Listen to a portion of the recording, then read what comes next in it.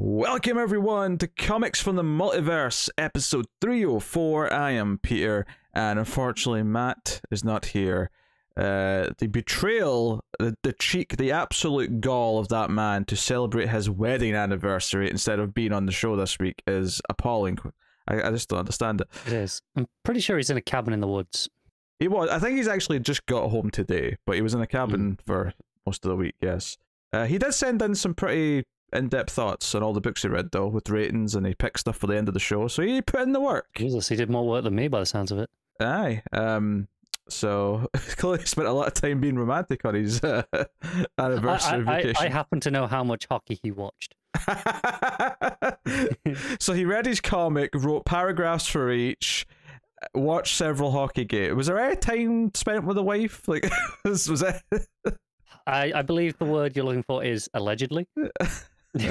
Was she on the trip? Yeah, yes, also allegedly. I've seen no evidence, though. Yeah, Connor's also here, if that doesn't sound obvious. Yeah. At this point. Well, it's your... I can't call it triumphant return. You've never been triumphant in your whole life. But that can be triumphant. You've not been triumphant. Yeah. Just because you played the trumpet doesn't make you triumphant. Okay? I've never played the trumpet either. Maybe I should. Well, you're just even more of a failure. You don't even played the trumpet. I don't know. You played the violin, which is perfect. Because what do people play when you're sad and pathetic? You play a sad little tiny violin. Yeah, well, I play a full-size one, so screw you. It's not actually full-size. You're quite small, so it looks full-size on you, but... I'm actually not small, thank you very much. I know, but I'm just trying to... I'm making the joke work, okay? No, I'm not letting you. If you're going to do that, you're going to stick to the facts. Connor's 4'5", which is a really awkward height because he's not like he's not a legal dwarf, but he's also totally not full size. What's that? How tall are you? 5'10". Why? Damn it! I wanted to say I was taller than you then, just to be smug, but I'm the same height. Damn it! We're like, give or take half an inch. So maybe slightly taller, maybe like a little smidge. Well, maybe. Who knows? I don't really care. I mean, the whole point is just to make the joke about the violin being small. That's all. I'm not allowing it. Oh, bloody hell. This is a DC Comics podcast, everyone. Welcome to the show. Coming up on this week's episode, we'll be discussing the Free Comic Book Day Dark Crisis Special. The title's kind of like that. It's just those words. They might be in a different order, but just go with it. But we're going to talk about that. We'll talk about Batman issue 123, Flashpoint Beyond issue 1, Batman Killing Time issue 3, Task Force Z issue 7, and then it is Patreon catch-up week. Because Connor's not been here for a couple of weeks.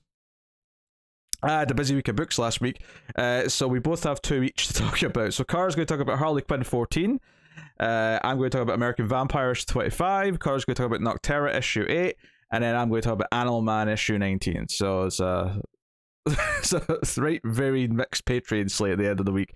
But it's a quieter week for the new books, so honestly it kind of works out to do a big batch of them. I'm kind of glad because I didn't read any of the books from the last 2 weeks that I wasn't here yet. So I had a good stack to read today. I still haven't read all of them. I prioritized. I read the ones I assume you read the Shadow Ward issues because you were reading Batman. I did, and I read the Justice League issue. Oh yes, Death of the Justice League. Yes. Joe, I'll save my thoughts on that for when we're talking about the Free Comic Book Day special. Oh sure. Because it's more relevant there, I suppose. Yeah, it ties it follows on from it in a way, yes. Yeah. So that is what's coming up on the show this week. So a bit of a weird hodgepodge, and it is notable that pretty much all the books were Bat related in some form, with the exception of maybe the Free Comic Book Day issue. They're all either Batman starring, or an alternate Batman, or feature a Bat family member. Yeah, so it's a very Bat week for DC Comics. I think you're just describing every week for DC Comics right now. I mean, sometimes it's a Superman issue at least. I mean, yeah, maybe once or twice a month if you're lucky. But it's particularly, I think it's particularly notable just because there's not anything else this week. So yeah. it's sticking out a little bit. But that's what's coming up on the show. So yeah, a little bit of news to talk about as well. But as you know, Connor. You've been gone for 2 weeks, so you might have forgotten this. But there's always time for a Comixology top 10. Jesus, we're still doing this. Like I said, I've been gone for 2 weeks. Did we not like retire this yet? No, we did not. We retired any notion that you're a respectable human being. We retired. Oh, that was retired years ago. We retired any notion that we'll give you any respect on this show, but also years ago. Comixology top 10 is very much alive and still in its 10 year. So, would you care to guess what number one is? Is it Batman? Yeah, I mean they're all Batman. You're gonna have to be more specific. Batman. No, it's not Batman. Flashpoint Batman. It is Flashpoint Batman. And I know that's not the title, but I'm just Flashpoint Beyond. The style of Batman that it was. Yeah, that's number one right now on Comixology at the time of recording, which is, I guess, makes sense. I mean, Geoff Johns is still a name. It's a big kind of event-related kind of tie-in thing, so, or a sequel to an event, I should say, more likely. But yeah, so I guess that makes sense. Number 2 is Batman issue 1, 2, 3 though, so that's fallen right up. But then we dip into some Marvel with number 3 being Giant Size X-Men Thunderbird. Oh, they're still doing those giant sizes. I guess they are. I've been doing them for a while. Every so often, they'll be like, here's a one shot of this character, but they tend to do like 3 or 4 of them at a time, and they kind of have like a loose, overarching thing. They've been doing them since the start of the Hickman nonsense. Well, arguably they've been doing them since the start of Uncanny X-Men. I mean, yes, but specifically in this style. Well, I just cracked that joke because they literally launched X-Men again with giant size Uncanny X-Men. They did, yes. At the end of the 70s, I think, give or take. So, there you go. Number 4 is Marauders issue 2, another X book. Mm-hmm. Number 5, some Obi-Wan issue 1. Yeah. I haven't read it yet because I read all my Marvel books on Unlimited, so I'll get to it in about 3 months' time. That's fine. I'm sure it can wait 3 months. Number 6 is Batman Killing Time. So DC doing relatively well in the top 10 despite not having a lot of varied stuff out this week. Turns out Batman sells. Who knew? Yeah. You're in your sarcasm. You sit there, you make your little ginger sarcastic remarks. What I'm here for, isn't it? And I'm sure the audience can make their own minds up about you. Oh, I think they did that a while ago. Number 7 is Avengers Forever issue 5, which is... I have no idea what that is. It's Jason Aaron, so it must be like a tie-in miniseries or something. Fair enough. Or a second ongoing even, because it doesn't say of... Is his Avengers still going, or has this like replaced it maybe? Did they like relaunch it with a new number 1? I think it's... there was definitely an Avengers issue by him in the recent top 10s that me and Matt talked about, so it's still going. But this is Jason Aaron and Aaron Kuder. Just they could save some time there and just go Jason Aaron Kuder on the cover and just. They could. Aaron Kuder's good though. So yeah, and then number 8 is another Star Wars book, just Star Wars issue 23. So cool. That's going along. Number 9 is Task Force Z. So yeah, DC got 4 spots in the top 10. That's not too bad. Actually, sorry, they get 5 spots to the top 10 because number 10. I was going to say, are you spoiling that number 10 wasn't a DC book when you said that? But no, I was swerving you. Just didn't look far enough. I was intentionally lying so that you'd be surprised when I said that number 10 is Nubia, the Coronation Special issue. Well, that's actually pretty. So I am surprised that that's what that. Number 11 is Batman Beyond, Neo Year issue 2. And then Suicide Squad's number 15. So I'm just looking ahead at the DC stuff. One Star Squadron is number 18 by the looks of it. I mean, it depends on how big your window is, but I do appreciate that I can reliably make it so it's 5 a row, so it makes it very easy to tell what number I'm on.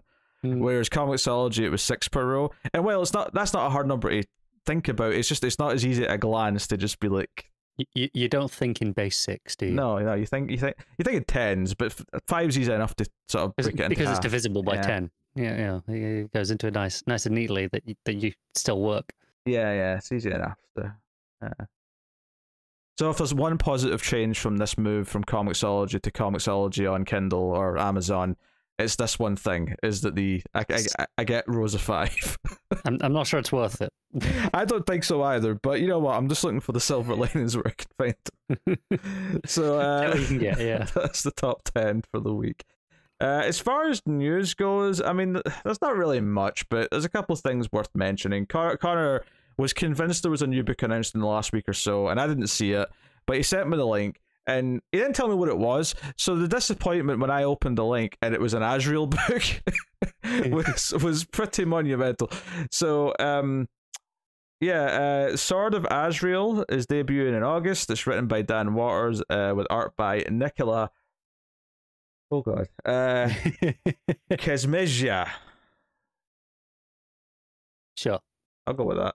The same team behind the recent 3-part storyline Azrael, Dark Knight of the Soul, which ran in issues 8 through 10 of Batman Urban Legends. I don't remember loving that story. Did you try it? I think I was still reading Urban Legends at that point, wasn't I? Maybe? I don't know. I mean... I don't remember. I don't know what you read. I don't know what I read. I vaguely remember an Azrael story. Maybe there was another Azrael story that I read and I didn't read this one. I don't know, but I'm sure there was an Azrael story that I read at some point in there. But regardless, this is the aftermath of that story, so it's a bit of a sequel to it.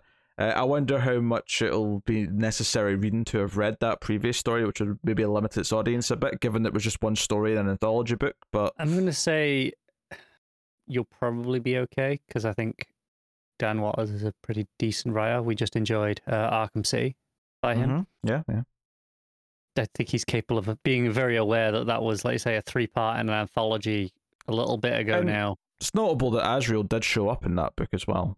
So maybe it's a favourite of Waters. Yeah. 6-issue miniseries, and obviously it's I mean, no one was expecting me to say this was an ongoing, I don't think, when I said what it was. No. So it features him moving to a monastery in Europe in search of inner peace.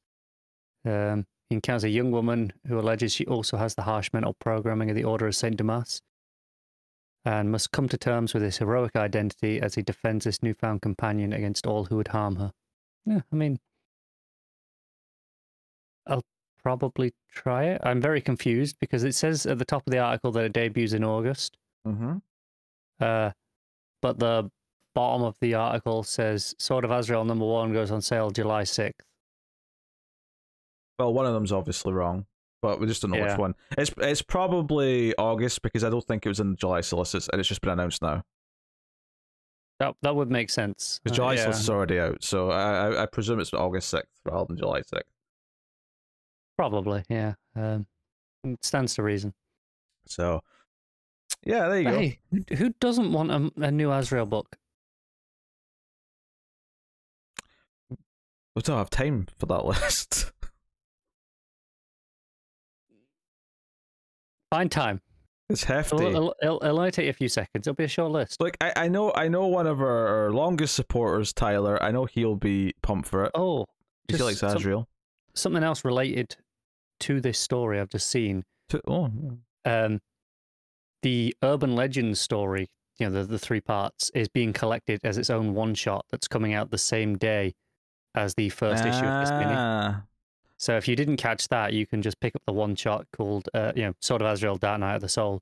Oh, well, there you go. That somewhat answers the potential problem I posed. $3.99, 30-page story. Okay. So you can just pick that up as well if you're interested, which seems pretty reasonable, and I'm glad that... Okay, maybe it is essential, but it means that they're aware of that fact and are making it accessible. Yeah. Okay, interesting. I do have one other news story kind of lined up, mostly just to have a laugh about it, to be honest.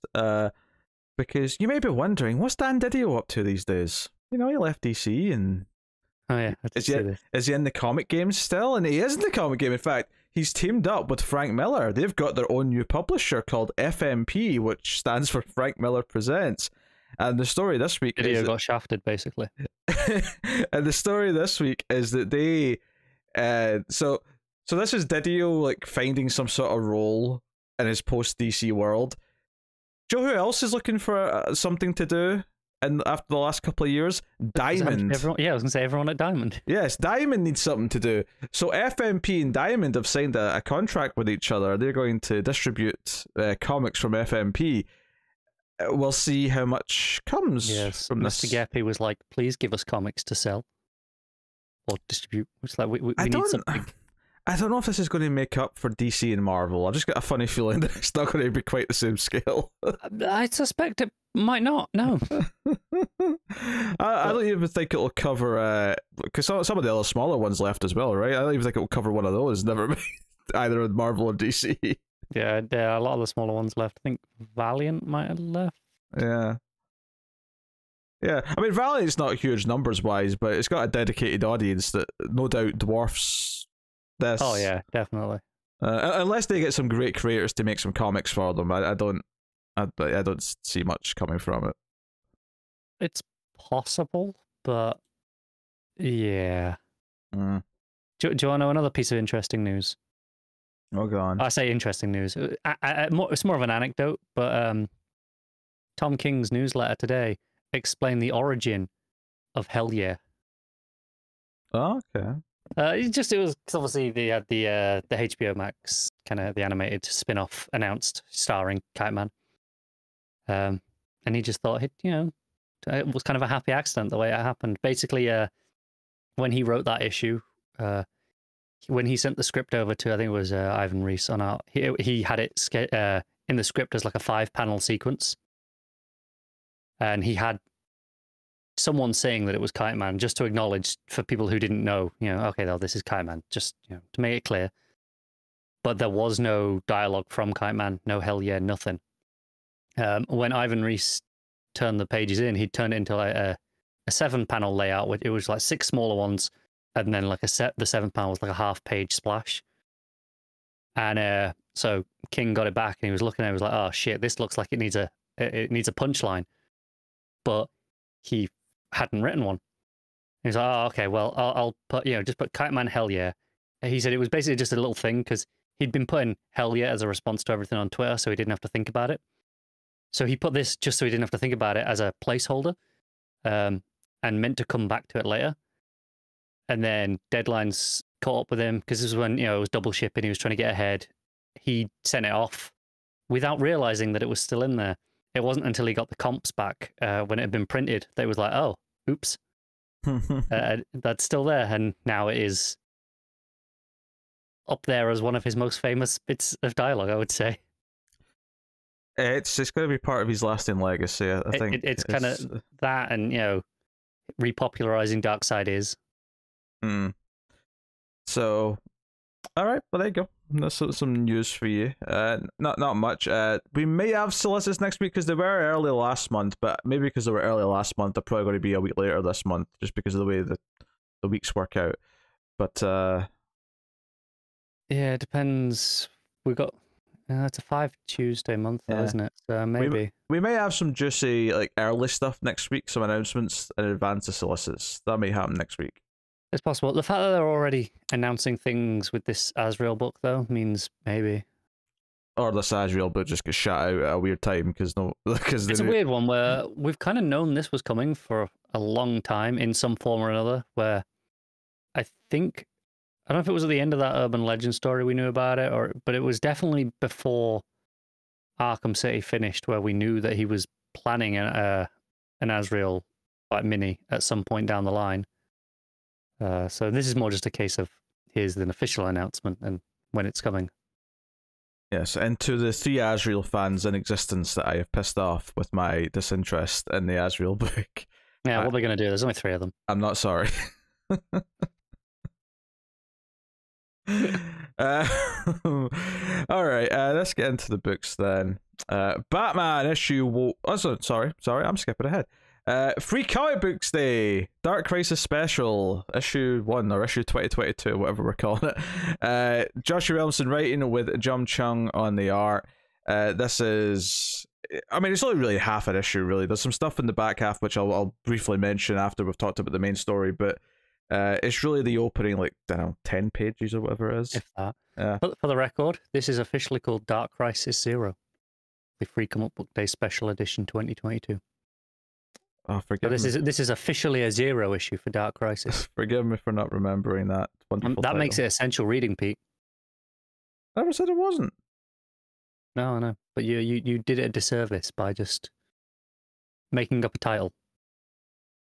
Yeah, I'll be honest. I didn't even realize this didn't come out till today. I was like, why is it not in Comixology last night? I was getting annoyed. Yeah, I saw you posting. I was like, that's because Free Comic Book Day is only today. Why would it be out before today? I forgot just because it's Friday. I go get my comics. It's just my normal routine, and I'm like, where's the? I thought I had 5 books. Where's my 5th book? Oh, it's the Free Comic Book Day issue. Why is it not there? So yeah. Anyway, yeah. Basically, the idea of this is that this is post the death of the Justice League, and there's a tour going around the Hall of Justice talking about the various Justice Leagues. There's a big 2-page layout at one point where it shows you the Justice League lineups of the various eras, from Silver Age through to the 90s Grant Morrison stuff through to New 52. And the twist is that the tour guide is actually Clayface pretending to be a tour guide because he's trying to steal something from the Hall of Justice because the Justice League don't exist, so it's kind of open season. And then Wally comes in as the Flash to take care of the situation, and is nice to the kids, and it's just kind of a, it's just, it is what it is. And it's basically like, it's not a question of is there going to be a new Justice League, it's just a question of who's it going to be. That's all it is. It's not, it's a bit of a when, but there's going to be a Justice League because there's always going to be a new Justice League, which is cool because that's kind of what I like about the teases for the event, is that we're going to do this legacy character team up kind of thing. The only thing that because it's a simple little thing, it's a nice enough little story on its own. I kind of liked some of the art, especially on Wally. I thought it was a nice, like that big half page of him sort of smirking before he takes down Clayface. I thought it was a really nice moment. I really didn't like the very first page. It's like what turns out to be Clayface. The face, it feels like there's a weird disconnect. Like it's like the second panel or something. It's the weird shading on her face. She's got like a bit of a smooth kind of thing going. And that put me in. It wasn't a great start when that was one of the first things I saw in the issue. To be fair, I think all the regular faces are a little bit weird, but once you get characters that are either a clay monster or someone in a mask, it starts looking quite good. That's fair. So it's maybe just the strengths of the artist more than anything. Yeah. Yeah, the only thing that I really didn't like about this, and there's not a lot to like or dislike, it's a pretty simple little thing just to sort of set up the status quo and what the mood is going into the event, is how quickly Clayface just kind of writes away the fact that he was kind of a good guy for a while, but just said, I try to go straight and narrow, but it wasn't for me. I hated this. Yeah. And not the story in general, but this decision with Clayface as a villain again now. I'm like, oh. It was only, even recently, we were still playing with him being kind of mixed. Yeah, I really like, obviously, Tynan's detective run, so obviously it was always going to revert at some point. I just wish it wasn't a throwaway little line like this that just kind of, that was it. I get it, but there was no reason it had to revert. Like I say, Harley hasn't really reverted. And Clayface, it wasn't just in that one run, it was as recently as even in Ramvy's Catwoman, towards the end of that. That's true. That's true. Like we've still had Clayface being morally better. Yeah, I wonder if this is something that Williamson's just done because this is what he wants, so we can be a little annoyed at him for it, or is this like sort of like editorial saying, "Yeah, Clayface is going to be a villain now, so that's someone you can use," and then he's picked them with that in mind. I don't know. Yeah, I'm not sure which way around it is. Either way, I don't know who to blame, but either way, I don't like it. Yeah, I think that's fair. So, yeah, that's basically it. Honestly, it's just it's just kind of this hopeful thing at the end where Wally's saying there will be a Justice League, and he talks about how he had to take over for he doesn't say Barry obviously, but he had to take over for the previous Flash after the crisis, and others are going to have to step up now. And there's all these like possible faces that he sees in the sky as he's looking off into the distance, thinking about his new Justice League. It makes sense that Wally. And Dick, admittedly, as well, assuming Dick's going to be heavily involved, they would be the ones leading the charge and sort of taking control of the new team. That does make sense. From a legacy, from both a legacy perspective and like an experience perspective. Is it Wally's is the Flash and has been the Flash for some time. Dick has been Batman. Like they've both kind of stepped into those roles. Wally's been a leaguer multiple times before, anyway. Yeah. Dick, I'm sure he has, but it's less prominently. He tends to have stuck to, like, you know, outsiders. Yeah, for sure. His own teams instead. Oh yeah, Wally's definitely the one. I mean, unless like Hal shows up or something, like Wally's the one who's been on the Justice League the most out of all the possible. Out of the members. next lot, yeah. Yeah. So that's cool. So there's a little preview for Dark Crisis issue 1, which I intentionally skipped over because I'll just read it in the full book when it comes out. Same. So that's fine. I did sort of notice the 2-page layout of like a candlelit vigil for the Justice League, and I thought, oh, that's a cool page, but that's all I saw. That's all I really noticed. Fair enough. I didn't even look at that. And then there's a history of the DC multiverse, which just kind of recaps stuff that was established heavily in Justice League Incarnate. Although it says it establishes some of the key things you need to know going in, which is basically just the idea of the Great Darkness and all the people behind the various crises have unknowingly kind of been influenced in some way by the Great Darkness, because it's a sort of like encouraging force. And talks about how it realized, the Great Darkness realized that heroes, at some point along the way, heroes were its greatest adversary. It does kind of gloss over one of the things I liked that was brought up in that full miniseries, though, which is that part of the whole reason for Flashpoint and why the influence is kind of like moved that along was because that was to weaken the heroes. That that was kind of part of the point. So, but otherwise it's just a recap of that, just in case you didn't read that miniseries, basically, just so that you go going into the event, some of the key, broader, larger story things that are going on. So that's basically it. And then there's a lot of ads at the end for Justice League graphic novels, which makes sense. What's interesting though is the checklist at the back, which actually goes all the way up to the end in December. So this is probably worth having a quick look at. Yeah. So we know about May, obviously, which this month has the Road to Dark Crisis issue 1 sort of prelude issue. So we know that's coming. June has Dark Crisis issue 1 and Dark Crisis Young Justice issue 1. We know that's a 6-issue miniseries that's sort of the main tie-in series. And we know that the Flash 783 in June is also tying in. Turns out the Flash is tying in for 3 issues, so June, July, and August issues are all tying in, which makes sense. It's a little arc that's tying into the thing. Yeah. Going forward, we know in July they start off the one-shots, which is the one we know about is Dark Crisis Worlds Without a Superman issue 1. So and we speculated that it was named that way because there'd be more. Turns out that's the case. So there's one of them a month. August has Green Lantern issue. September's Wonder Woman, October's Green Arrow, and November's Batman. But basically, it's quite simple. Each month has a Dark Crisis main issue, has a Dark Crisis Young Justice issue, and has one of these one-shots. And that's basically it. Up until December, which is issue 7 of Dark Crisis, and there's a one-shot at the end called Dark Crisis Warzone issue 1. The way it's listed here is that it looks like that comes after the final issue, which is a little strange. Probably an epilogue issue then, isn't it? Yeah, but I wonder, is it like an epilogue issue in the sense that it's like the end of this? Because Warzone issue 1 to me sounds like the sort of thing where you're showing a lot of the fighting going on around the main story beats. But I mean, that's just because of the title. Maybe it is just an epilogue. So it is nice to see this stuff because it's showing that they're not going nuts with like tie-ins all over the place. It's pretty streamlined. Like, say there's like the Flash one, which has like 3 issues, right? I mean, that's still in one. Yeah, everything else is just separate books and it's just it's a mini. It's basically 2 minis. It's like a mini series called just Dark Crisis Young Justice, and what's effectively a mini series of one shots with the each one focusing on a different Justice Leaguer. Yeah. So it's just really 2 mini series that seem pretty optional, and 3 issues of the Flash. So and a one shot at the end, if you want to count that. But which you probably should. I mean, prelude and epilogue issues are kind of like just a normal thing at this point. They are, and I kind of wish they'd just label them as 2 extra issues of the event. Yeah, but that's why I don't really feel like extra to me, because I just kind of like, that's just, because it's not like, Road to Dark Crisis issue 1, it's like, well, that's coming out a month before issue 1, so it doesn't feel like it's adding.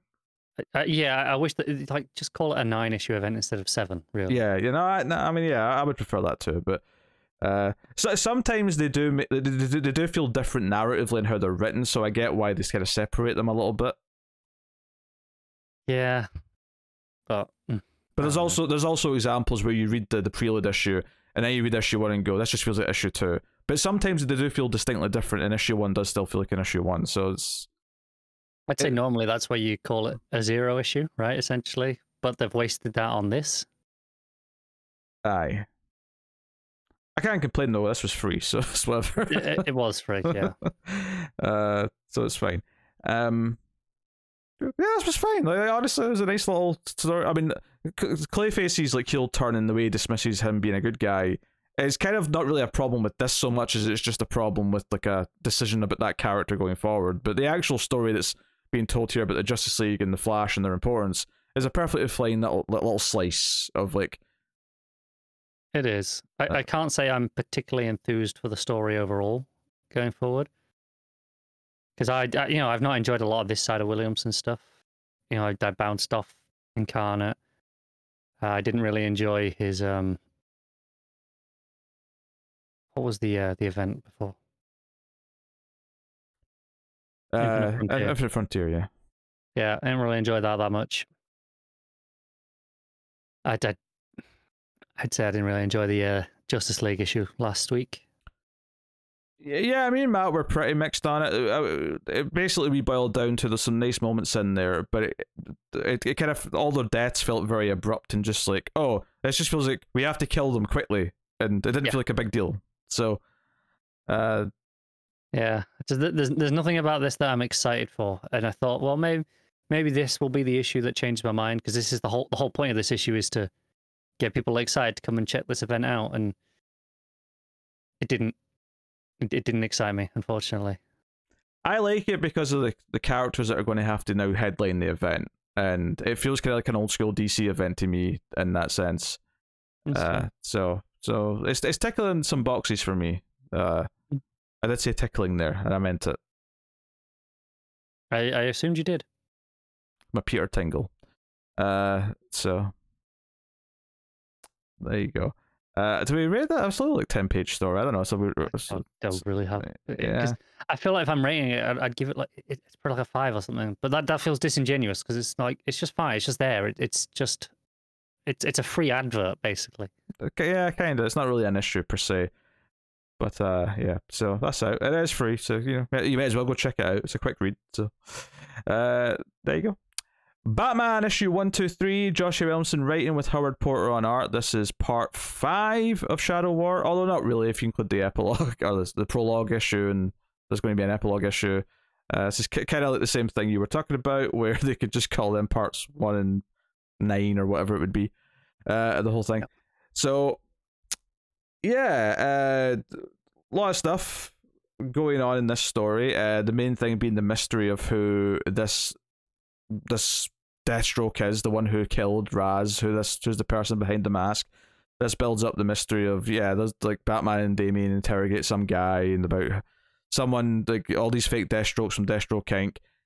They got their costumes from a guy, you made a costume for someone else, a classic style Deathstroke costume.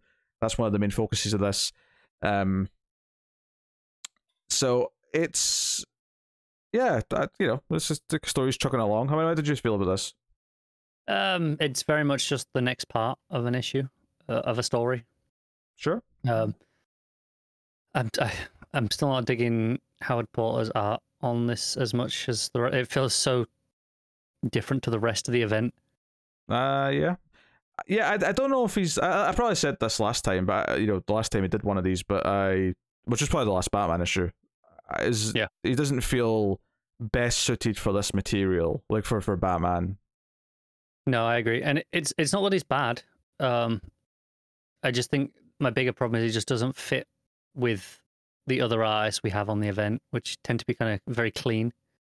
But this is really, really heavy lines, and it's a lot of heavy shading, and it's like, again, stylistically it is a choice, and that's fine, but it just doesn't mesh with the rest of the event, which is my biggest problem. Yeah. I did get a chuckle out of Damian wanting to be the one to interrogate the guy, and Batman's like, and there's just a panel of Batman watching as you hear screaming effectively on the panel. And I was very confused as to what actually happened here, because it cuts away and you just hear the screaming, and then the next panel is him going, "I didn't even touch you." I'm like, then why? It felt like a weird cut to me, like it was trying to hide violence, but then Then it felt like there was almost okay. We can't do that. Let's go back in and write that there was nothing there. I just took that as Damien claiming he didn't touch him, rather than the idea being like, I suppose you'd say I barely touched you rather than I didn't touch you, but yeah, I don't know. I mean, I kind of agree that it is a little bit like, what is he actually doing? Because there's no visible damage on him or anything like that. Like, how scary can Damien be coming towards him, kind of thing. But I did get a chuckle out of it. I guess my headcanon is that he just grabbed one of his nipples and twisted it as hard as he could, and that broke the guy down immediately. That's my sure. I don't know, maybe he pulled out some sort of fancy bat blade or something, and the guy just went, "Oh no, F that," and then put it away by the next panel. Yeah, that's all I got for you. All right. That's all I got for you. There's a lot of trying to convince us that Ghostmaker's cool. Here, they're really banging that drum, aren't they? They really are. So it's the one thing about this issue, which is probably why this one is maybe my least favorite of the crossover, maybe so far. Is just because I really liked the last couple issues by and large, because it was advancing Batman and Damien sort of like making some kind of amends, working on the case together. Liked Rose with her father, Rose with Damien, all that stuff. I really enjoyed the build up of that stuff. Batman Inc. with Ghostmaker. It's whatever. So Slade and the kids go back to the scene of the crime, which the kids question if that's maybe the wisest move, given that everyone's looking for him. But he's like, nope, I might see something that the bat missed, so we're going to look into it. And lo and behold, by the end, they get into trouble. Ninjas with guns. Ninjas with guns. What's the character? Hood shows up. Yep. And they get into a big scuffle, big fight. They're barely surviving, kind of thing. But the big dramatic punchline is that, of course, Respawn jumps in and takes a lot of gunshots. And the big cliffhanger is that he seems to be dead. Like, Slade's holding him, and he says, "Not again." And there's rain pouring down. You can see Rose in the background, like the lightning striking behind her. It's all very dramatic. I will say it's probably the best part of the art in the book is this last page, because it is like, it's almost like Porter's like roughness works with the rain. It does. For the drama. I like the most of it. I think it was a weird choice to have the bottom kind of panel there, where it has the extra close up on his face with the "not again." I think that combined with the next time text kind of takes away from the impact of the moment a little bit, I think, for me. I think it's a wise idea to have "not again" on its own, but maybe what would have been more effective was just a plain black box at the bottom with just the text in the middle saying "not again," almost as if like the world fades away and it's just the words "not again." Because I think the "not again" part really is what makes it stick to me, is that particular phrase. But I think it'd probably be fine if it didn't have all the extra, editorial text at the end, which I suppose, it'll be removed in the trade, so I guess it's not a real long-term issue, but it's a problem here reading it now for me. Kind of took away from the moment. Batman and Damien go to find this costume maker, and they find him dead. Sorry, they find him heavily tranked. Sorry, not dead. Forgive me. Do you not recognize the costume maker? Do you not recognize the name? What was his name? I can't remember. Oh, Gambi. Oh yeah, of course, yeah, Gambi. Yeah. Black Lantern's dude. That's the one. Yeah. But the fake Deathstroke's there, in his costume. And, some interesting clues here. He says, "And if you're as smart as I remember you are, you'll stay out of this. Let me walk so I could finally do what you couldn't." Obviously, there's a lot of speculation in this issue that clearly whoever's behind this wanted Talia and Slade to go to war. He wanted that spark to be lit. And, so I know Matt's got a theory from his comments from a brief skim of what he said, but... Did he not have comments on the Free Comic Book Day one? He didn't read that because that only came out today, and he read all his books before, so yeah. There was no Matt thoughts on that. I'm sure it will come up when we talk about the next part of Dark Crisis. So yeah, it was a decent issue. Like I like the tease of who the Deathstroke is. I like the idea that Deathstroke is already pissed because someone's trying to frame him, but then you have this, like he's had this second chance to be a good father, or not even a second, a third or fourth chance at this point to be a father again, and he's failed. The kid's dying in his arms because he wanted to protect Deathstroke, and it kind of feels like now it's Deathstroke's turn to go hunting. Like, if that's what it says, Fury of Deathstroke's what it says at the next time on. Yeah. So, yeah. I thought a weird choice there as well. It says to be continued in Deathstroke issue 9. Is it not still called Deathstroke Inc? Is that a typo on their part, or have they renamed the book without me noticing? No, I mean it was Deathstroke Inc. last issue, so unless it changes next issue, which is possible. They do this sometimes. I mean, I didn't even noticed that, but yeah, I would imagine it's a tiny little mistake. Yeah, for this little bit. I mean, ultimately, it's not a big deal. Anyone looking for Deathstroke issue 9 is going to find Deathstroke Inc. issue 9. I would hope. Especially if you've been reading the other parts of this story already. But it was just a weird oversight. Yeah, no, that's fair. So yeah, perfectly solid enough, but nothing special middle chapter. But some of the plot beats that they're playing with, I do quite like. So yeah, that's fair. Yeah. Backup, which I did read because I read the first half, even though I forgot there was a backup until I got to the end and I turned the page and I was like, oh, there's more. Well, this is the thing. The backup in the last issue, I read because it looked interesting based on the names and stuff, and it was a nice, interesting little plot about how Deathstroke was hired to kill Robin, and it was an interesting little story that might have thematically tied into what's going on in the crossover, and at the end it ruined it all by, like, Deathstroke having Joker laughing, face. Yeah. So this second half, I'll read it just to finish it to see how it wraps up. And yeah, like, it's, the frustrating thing is that I am still perfectly fine for a good Joker story, and if you tell me there's a Joker story coming, that's cool.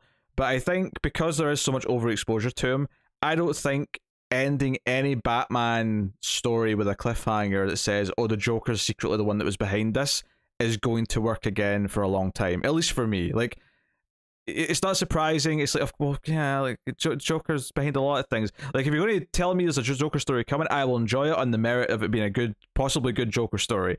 But when you give me something else that seems unique for its own reasons, and then go, but the Joker's the one behind this.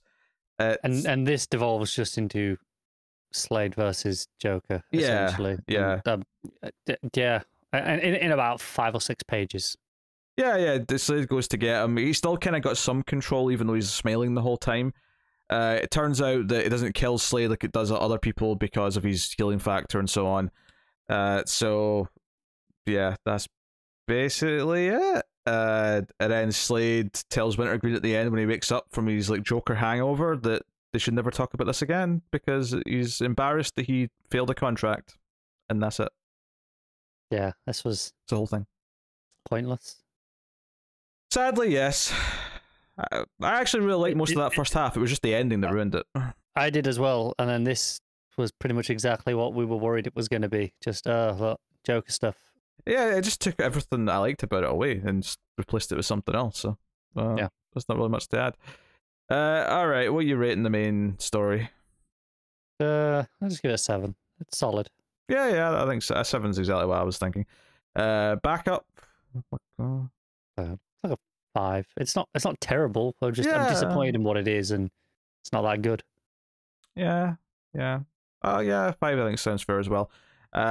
It's not like I say it wasn't terrible. There was like the odd little line. It was like, that's a fine little line. Like, when Joker sees he's still alive when it should kill him, he's like,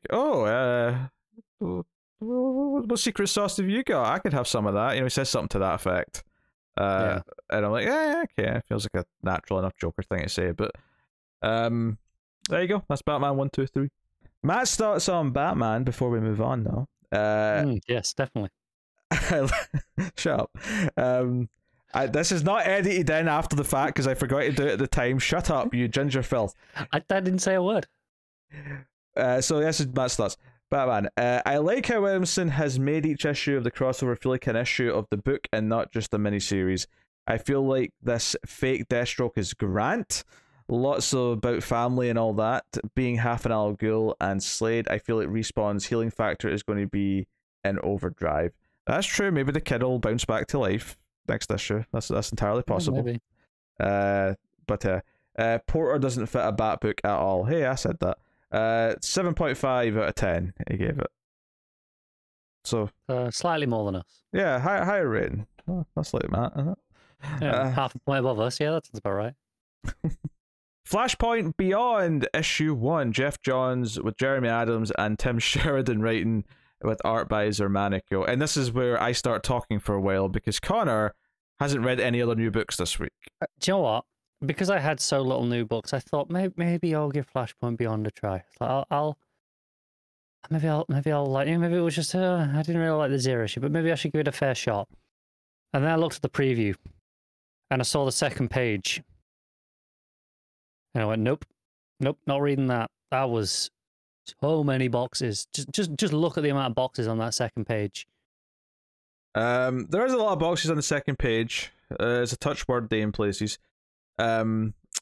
So Thomas Wayne's looking after Harvey Dent's kid. Harvey Dent is dead. I think that happened in the Flashpoint Batman miniseries, but it's been so long that I don't remember. Yeah, I don't remember the details of that event, especially the side stories. I kind of lost. I mean, that was over a decade ago at this point. Yeah, literally, it was over a decade ago. So yeah, yeah. So that's like a little whatever, right? Because I obviously, if you go back and read that many, I'm sure it would. Some of this would link up a bit nicer. But Thomas Wayne is basically frustrated because obviously Barry's dead. Someone's behind this, like changing the timeline back. He wants to figure out who it is, and he's looking into it. And this leads him to the UK because Aquaman and Atlantis have taken control from the Amazons, and they've got Wonder Woman held captive. And Thomas Wayne Batman shows up. He's going to take her lasso, and Wonder Woman's like, if you take this lasso from me, I'll kill you. And he's like, I know, which is why I'm going to ask to borrow it. I'll give you it back. I need to get some information out of Aquaman, because he thinks Aquaman's behind it in some way. There's a fun bit here, though, where there's an Atlantean creature. It's like, a Cthulhu-style head with the tentacles. Wonder Woman bites off one of the tentacles. It's a fun panel because I mean the art's pretty solid. There's a great page here where Flashpoint Batman jumps out the water and like sort of shoots two Atlantean creatures at the same time, sort of in various sides. It's a good splash page. From here, it's this idea that Wonder Woman kills Aquaman from behind, so they're going to take back the UK and go on to Europe, and this war's kind of ongoing. Flashpoint Batman realizes that he's been tricked in some way to get out of Gotham because someone's targeted Cobblepot's casino in his absence. So he comes back and he wants to look into whatever's going on. At the end of the issue, we cut back to the main universe and we do some more teases with the real Batman, where I assume this is Wally that runs in here. But anyway, yeah, Flash comes in and the Batcave, and he's like, I felt something, is everything all right? And Batman's like, it's fine. He's like, you feel thawing or something, because like I've put in like sensors, I've got like Mr. Freeze guns ready to take out speedsters that aren't supposed to be here, kind of thing. So if you remember the issue 0, it ended with this tease of this character showing up and talking to Bruce. And it kind of sounds like Bruce might be the one responsible in some way for messing with the timeline again. So this character's from the Time Masters. None of us really knew who he was on the show. I still don't. This kid with the beaver hat, but there he is. I will say, if this is building to the idea that Thomas Wayne's looking into who brought his world back when it shouldn't exist, only to find that Bruce is some way responsible for it, is kind of intriguing in some ways for that inevitable conflict. And I do think it's relatively an easy read, despite, that page with all the panels. There's a interesting little subplot where Thomas leaves Cobblepot in charge to babysit Harvey Dent's son, and the son's really quiet and doesn't really talk, but he eventually said, because Cobblepot keeps saying things, what do I feed it? What am I going to do with this kid? Eventually the kid says, teach me how to shoot a gun, and Cobblepot just smiles and says, what type of gun do you want? So that's the little kid. So when Thomas comes back from his trip, he walks in, and Cobblepot's got him like doing target practice on mannequins in the middle of the mansion, and he's there's bullet holes everywhere. And it's there's a lot of like, Cobblepot should not be allowed to supervise a child in any way, shape, or form. That is probably the most predictable thing ever. Yeah. Then there's like some gunshots in the background when he's talking to Thomas, and he's like, "Was that the ceiling? Why are you pointing the gun at the ceiling?" So it's kind of this running gag that's just kind of there, which honestly was pretty entertaining. Like, this is a pretty decent read, in all honesty. I think John, still being the one who's plotted it, does kind of shine through a little bit in that it's that, you know, it's for other things that I've read from Tim Sheridan and Jeremy Adams, which I've not enjoyed. This is definitely better than those. Now, does it justify this book's existence yet? I mean, I wouldn't say so, but is Jeremy Adams not the one writing The Flash that you're enjoying right now? Yeah, or maybe I just meant Tim Sheridan then. But because Tim Sheridan, isn't he the one who's on like the Teen Titans Academy and that stuff? Yeah. Oh, fair play to Jeremy Adams then, because I actually like his book. But yeah, so it's kind of in this weird place where I do think some of the stuff in the world is a little bit interesting, and I like the idea that Batman's somehow responsible for this. And then the question of why is Batman doing what he's doing, and maybe that does relate to Dark Crisis in some way. I'm not sure, but we'll see. Art's pretty good though, throughout. There's even a little bit of Mikhail Yan at the end. Actually, when it cuts back to the main universe, it switches artist. I mean, Xermanico and Yanin are definitely a pair of really strong artists. That's for sure. Yeah. So I can't really complain about the art too much. Like I said, a couple of nice splash pages in there.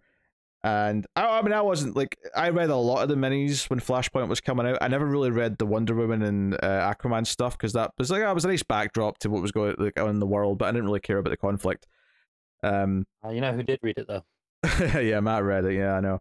Yeah. So yeah, there you go. That's what it is. I mean, it's like, if I'm giving this a rating, and I am happy to read the next part. You know, there's just kind of it was an easy enough read, and there's some curiosity got into it. So yeah, this is probably in like a,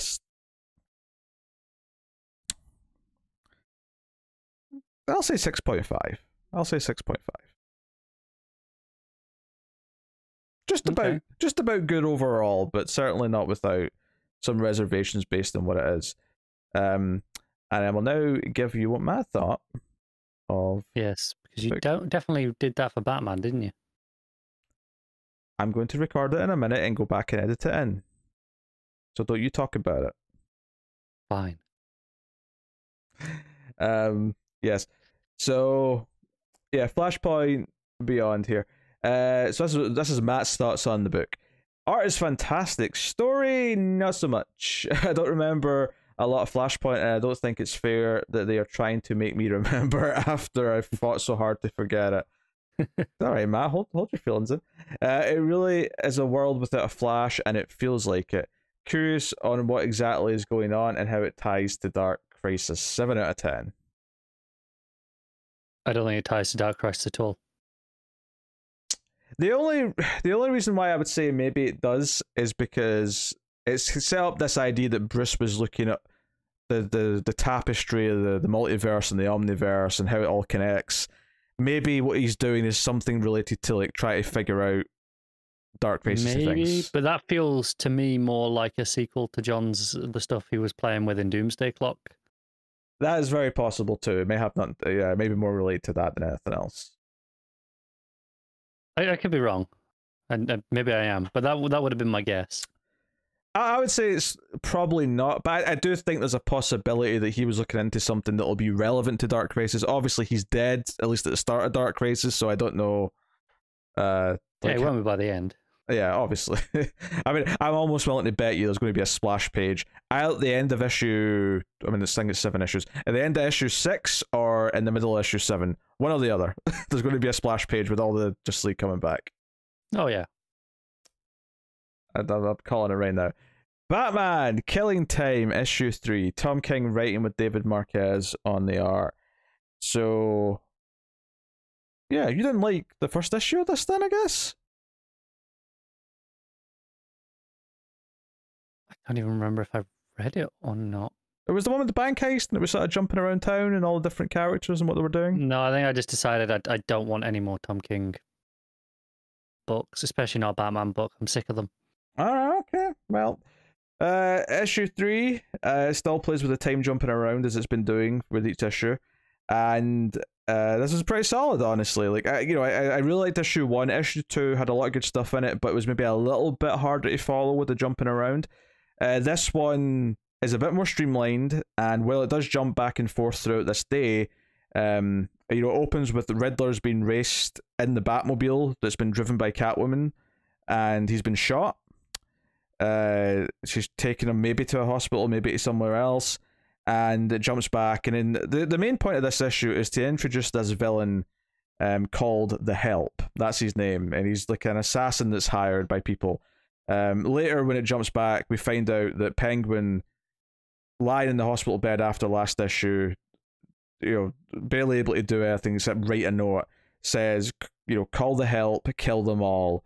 So his henchman does that, Mr. Sardine, which I like that idea that he's got a henchman named Mr. Sardine. That's quite funny to me. But so this guy, the Help, he's this bald. He's almost like think Hitman, Agent 47, but a little bit more wrinkled, and he wears like what looks like a butler outfit instead of a suit and tie. So Tom King, basically. Nah, Tom King's got like a more square jaw, I'd say, than this fella. This is more of a skinnier bald man. How very kind of you. But Tom King's a perfectly fine looking man. What do you want from me? But yeah, so a lot of this issue is the arrival of this guy, how he shoots Riddler, and the fact because the last issue ended with Batman racing towards this safe house that Riddler and Catwoman were hiding out in, and Batman comes racing in right after the gunshot, throws a batarang at the Help, and there's a fight that takes place between Batman and the Help throughout most of the issue, which is really well drawn. Obviously, Marquez is fantastic art, and the big gimmick of it is that this guy is really good. Like, he is really well trained to the point where, as he's fighting Batman, he starts recognizing who taught him certain moves, and he goes, "Oh, that's a Descartes," and he references like how he knows Descartes, and he's like, "Oh, that's an Al Ghul move." I mean, most people wouldn't even like do an Al Ghul move because like he'd probably come and kill you for doing it. This is very reminiscent to what we had in the first part of that Batman backup with Deathstroke. Mm-hmm. Where he was doing they were doing the same thing with each other, like, oh yeah, recognize those moves. Yeah, it's very, very much like. There's a bit more detail with this though, where he keeps going, and ultimately the Help wins. He knocks out Batman, and he actually says, "Hey, you know what? And this is an early Batman story, keep in mind. But he's like, hey, after maybe 5 years of like a lot of mistakes, you're going to be quite like formidable. Like, you're already great, but like, you might be on my level in about 5 years." But he sort of takes out his card, say, "Hey, if you want to learn and like be more efficient about it, like I'm happy to like teach." And he puts a card on his unconscious body to offer his like assistance. But he goes in to find Riddler and Cat, but they've fled. They've stolen the Batmobile, which is ties into like where we started with the issue with them. And he's kind of pissed about it. But then this other guy shows up, the guy who was on his way on behalf of whoever's going to buy the item they stole from the safe, from the vault.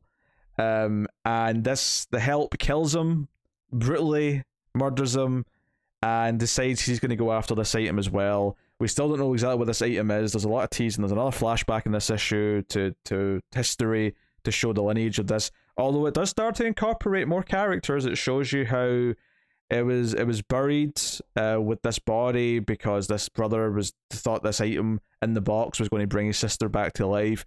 And then it cuts to years later, about 150 years ago. I'm not on the page, I don't know what the exact year was. But you find out that when it's dug up and found, all the farmers who were there because they were digging up land to farm were all killed, and it ended up in the possession of Ra's al Ghul.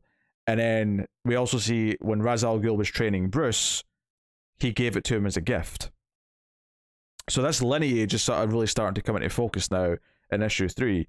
And the issue even ends with Catwoman opening the little box and looking at whatever it is. So she calls it the Eye of God. I don't know if that's, you know, that literal though. It's more just, I think, it's kind of like Pulp Fiction when they open the case and it's just the glowing light. It's like, what is this thing? And part of me even thinks they might not completely reveal what it is. Maybe they're going to keep it as this Pulp Fiction-esque mystery. I don't know if Matt's going to agree with that. I didn't look into his thoughts on this one, but maybe he'll be mad at that if that's what they do with it. But you know, there's little bits here or there, like Riddler and Catwoman, because they know that the Batmobile is probably going to be tracked. So when they get to a cliff, they like roll it off and it explodes. And Batman, when he finds it later and he's pissed about it, he does comment that there's a lot of fuel in the Batmobile because he has lots of reserve tanks. So it's like the fire goes for ages. And I'm like, all right, whatever. That makes loads of sense. Well, he's got all these boosters and things, doesn't he? That's not quite the same as having reserve tanks. I know. Well, I mean, it says it's going at 187 miles per hour at one point. Presumably, if you're going to keep up speeds like that for a while, you need a big tank. Sure, one tank. Why is he fitting multiple tanks of fuel? I don't know. It's like a really absurd. Let me find the exact line because it was a very specific thing. Because it's after he wakes up and he sees that the help has killed this guy who was here to negotiate. And that's a really well done scene. I actually thought all the scenes with the help fighting was good, but I especially liked all the quiet moments when he's like getting ready. You know, when he's right before he kills this guy, when this you know, associate of the buyer shows up. We don't know who's trying to buy it. We just know that there's a buyer, and he's sent this guy. The thing about like finding stuff when you in this book is that because it's playing a lot with time and it's jumping back and forth a lot, it's actually quite hard to find a specific moment because it's not chronological. But you know, the help stuff is quite vicious. But yeah, well, here we go. So Batman finds the flaming Batmobile at the bottom of the cliff. The fall detonated the rocket fuel in tank 14. So it's 14? It's specifically a tank for the rocket thruster, not the actual regular tank for, you know, just the car running. Right, but tank 14 implies there are at least 14 tanks in there. Yes, there's a lot of tanks in this Batmobile. Yes. What sort of design are we looking at for the Batmobile here? Is it more one of the tank ones, or is it more of a classic? Honestly, I'd say this one's more like probably one of the more car-shaped ones. That's not too big comparatively. Are we talking like the 89 style car, or like the Corvette style? Yeah, it's not as long as the 89 one. It's more like a modified regular size car, I'd say. Okay, that's a concerning amount of fuel tanks in a car of that size. Yeah, I'd say it's a pretty normal sized, maybe a bigger car, but like a normal big car, not absurdly big. Something stupid. Yeah, it's got the you know, the top opening doors, you know, ones that lift up like the DeLorean. Oh no, okay, no, not the DeLorean. Sorry, because the DeLorean lift up. They hinge at the front still. The ones that sort of go up the way, like completely. I know the ones you're on about. Yeah. But anyway, okay. I mean that DeLorean does go up the way, but there is cars that hinge at the front like that, where they sort of go up the way but hinged at the front. They do, yes. Yeah. But I think I was right the first time. The DeLorean does actually open up like that. Anyway. Just my brain playing tricks on me. But yeah, that's really good. I really like the fight between the Help and Batman, but I especially liked everything else with the Help. And the Help goes back to Penguin at the end and basically says, "Look, I'll still kill the people you asked me to kill, and I will, you know, return everything they took from you, minus, of course, my fee for killing them, as is." But it makes it very clear that he is, you know, he's getting older now and he wants to look for his retirement, so he's going to look for this item because he now suspects what this item is that everyone's after. So there's some really moody stuff of him sitting next to Penguin in the hospital bed, and he's killed his guards outside. Some really good stuff. There's a panel at the bottom where he pulls out a blade, and Penguin's like on life support, and he's got one eye open, and he looks terrified. It's like a really nice, like, sort of horrific, scary thriller panel.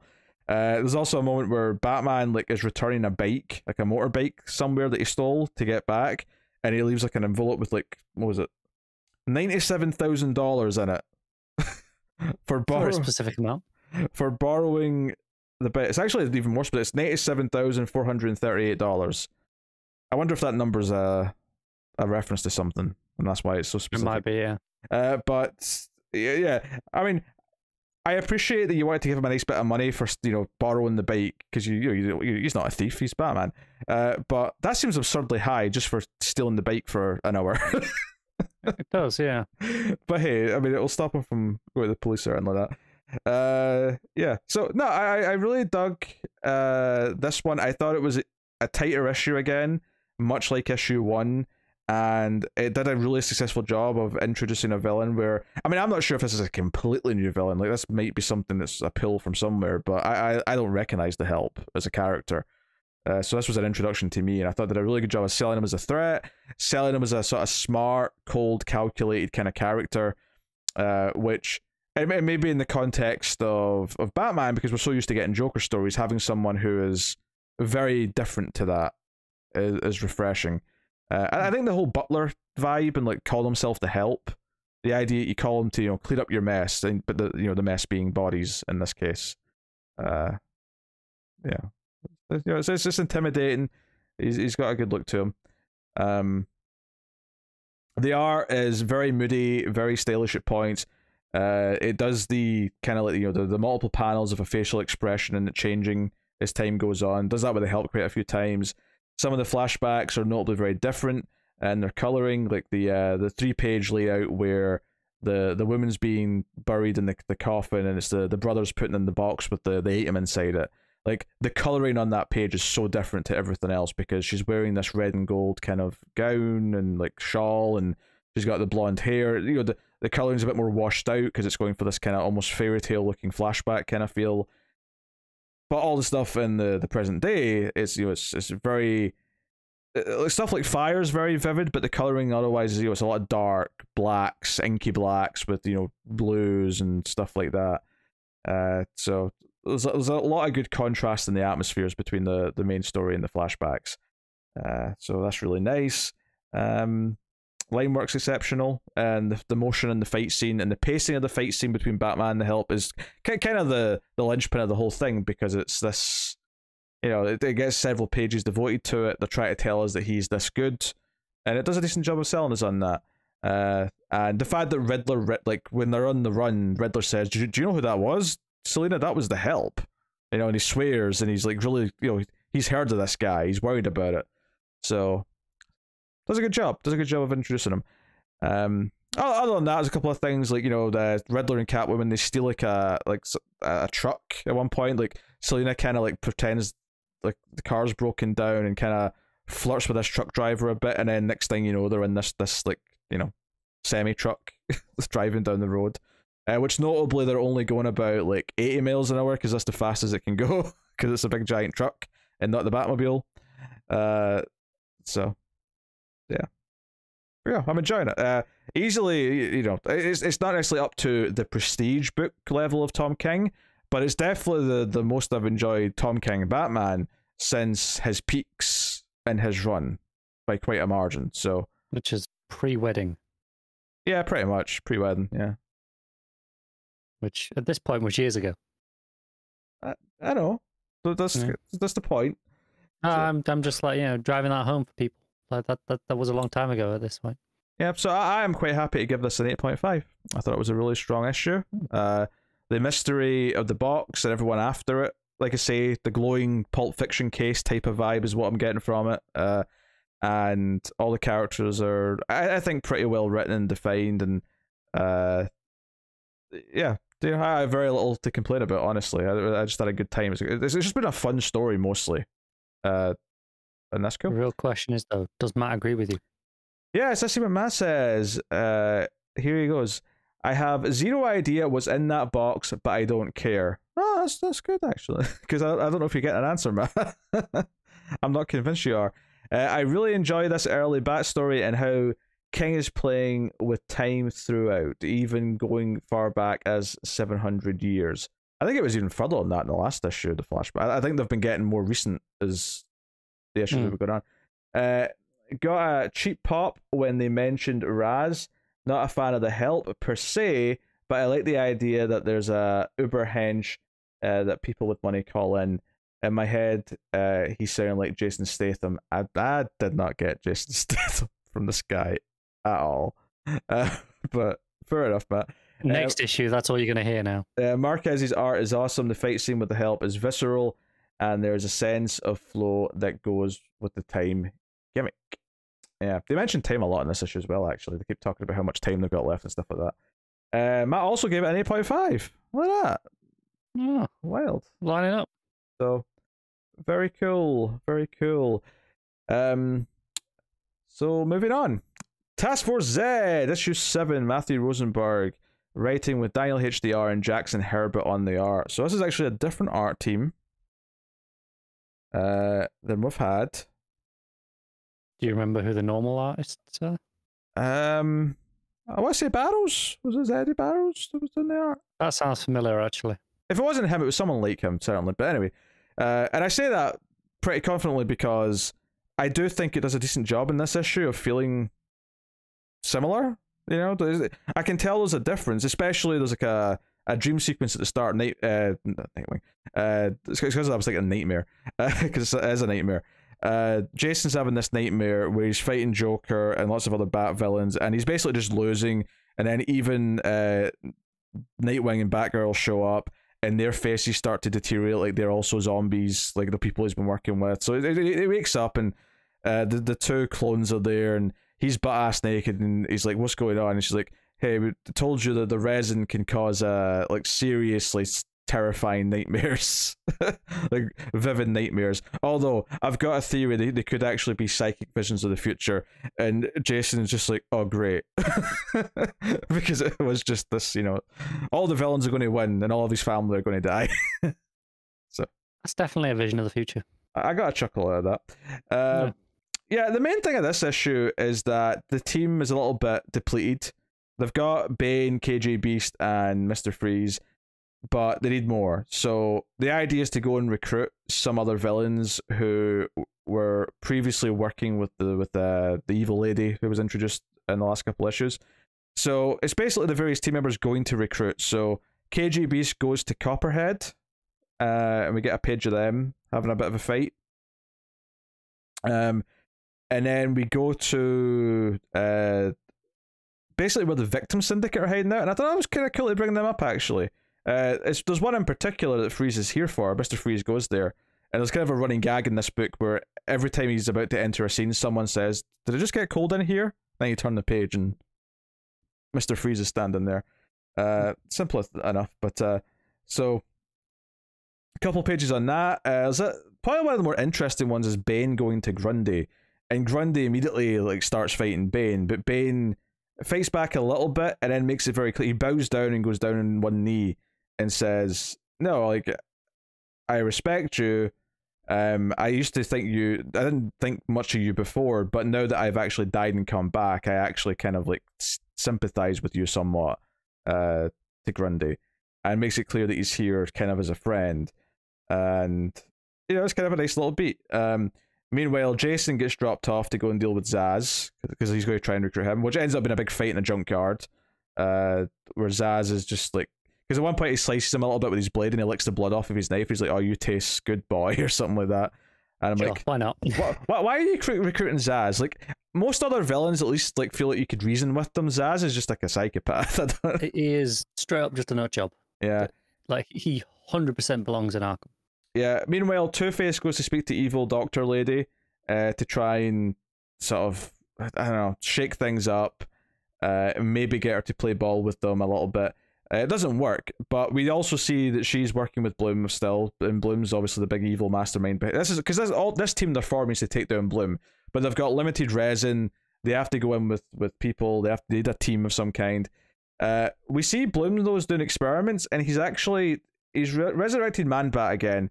But the way he's done it is like weird. And he says he'll grow to full size, but right now he's just like a human baby with a Man-Bat head. So if you want a little bit of weirdness, and Mr. Bloom going, "Oh, he's so cute. I wish I could keep him like this." If that sounds funny to you, maybe you'll enjoy Task Force Z. It definitely does sound strange. Yeah, so that's all pretty decent. So yeah, let's say there's a lot of the fight with Zaz and Jason Todd. The big thing though is when everyone gets back and Two-Face gets back and he sees, wait, how many people did we successfully recruit? And Grundy is the only one who came out of everyone that was supposedly recruited. And it does make sense because when you go back and read all those pages, he's the only one where Bane actually made a case and was tried to respectfully ask him and be nice to him.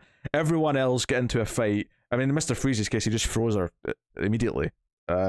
So it's like, okay, well, that makes sense, of course. So yeah, the end of the issue here is, oh shit, we need to, because this is who we have. What are we going to do? And Ben and KG Beast have collapsed again because the resin they had wasn't a big dose, so it's not lasting very long. And it's like, okay, well, we have to, use what resin we've got left to get them back online. We have to do all this quickly because we only have enough for one try. And then on the unfortunate news that all the resin they had left has been stolen, because when Mr. Freeze comes back earlier in the issue, the two clones are talking about how there's just enough resin left because he's asking okay, how much resin is left, and they say to Mr. Freeze, well, we have to divvy this up amongst everyone, and that'll give them enough time to do the mission. He's like, yeah, but how much would just all of this to one person do? And one of them says, oh, that'd be enough to keep you alive permanently.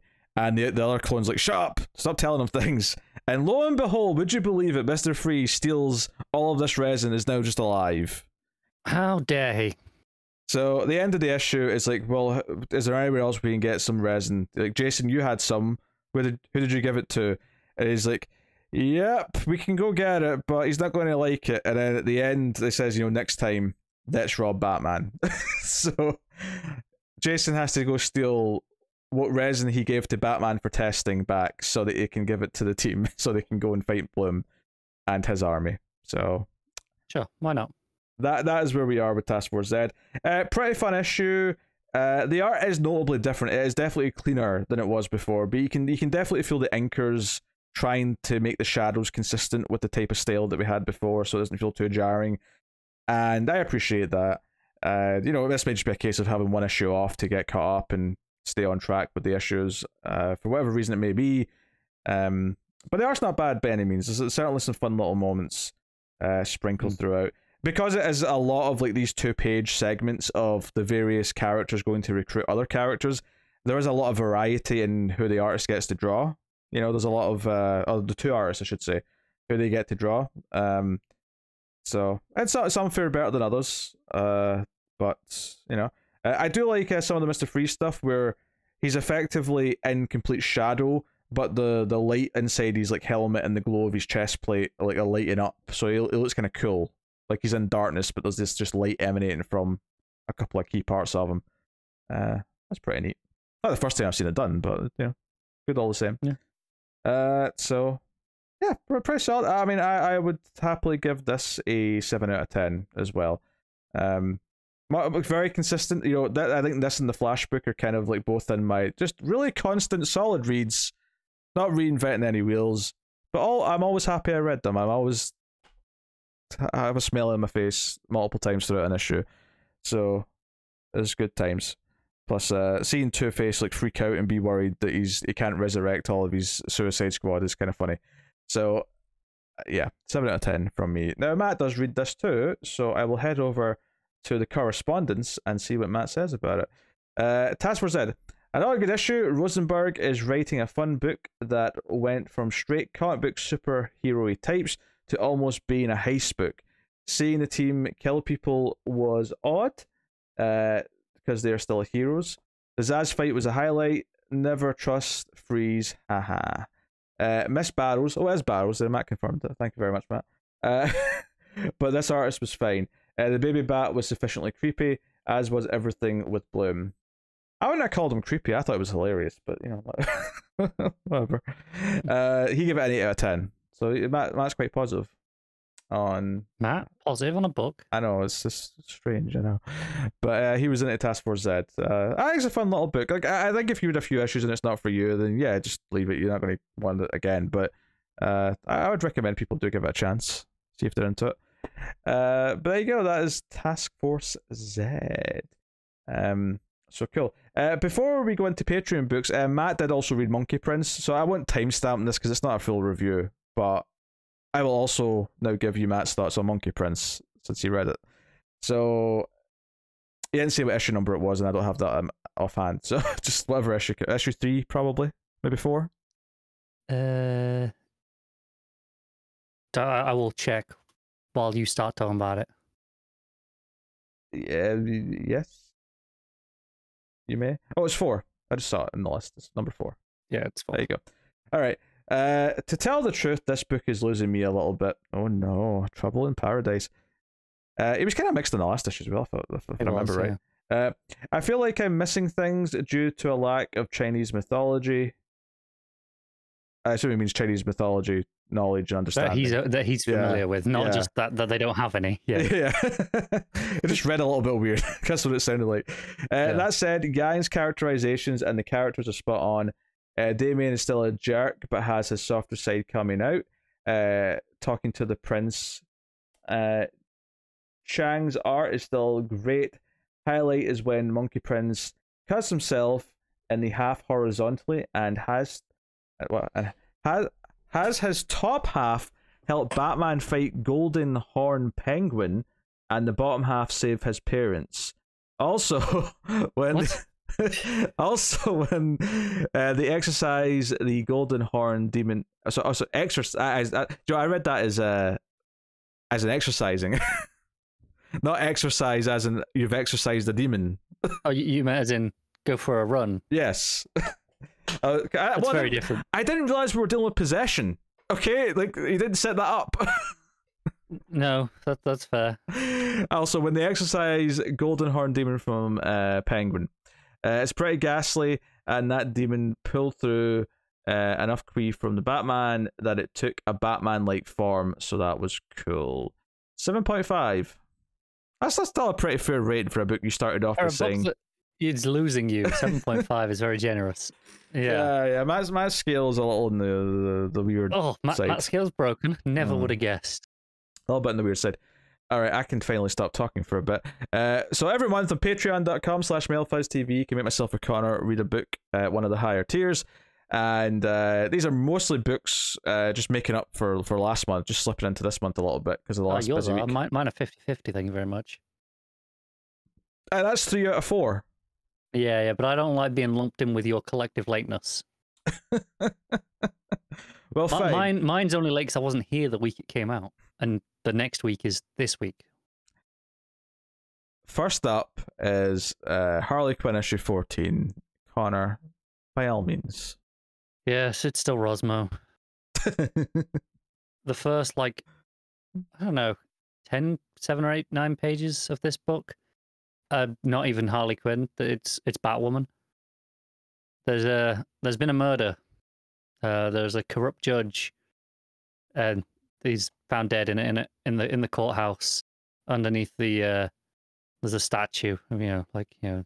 Someone holding the scales of justice, and a sword. And he's dead underneath it.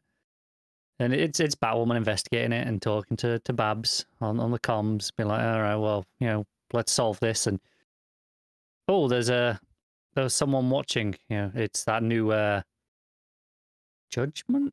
I can't remember her name. I'll be honest. She was introduced last issue. Okay. Very briefly last issue. Like at the end of last issue, was like, oh look, there's a new villain.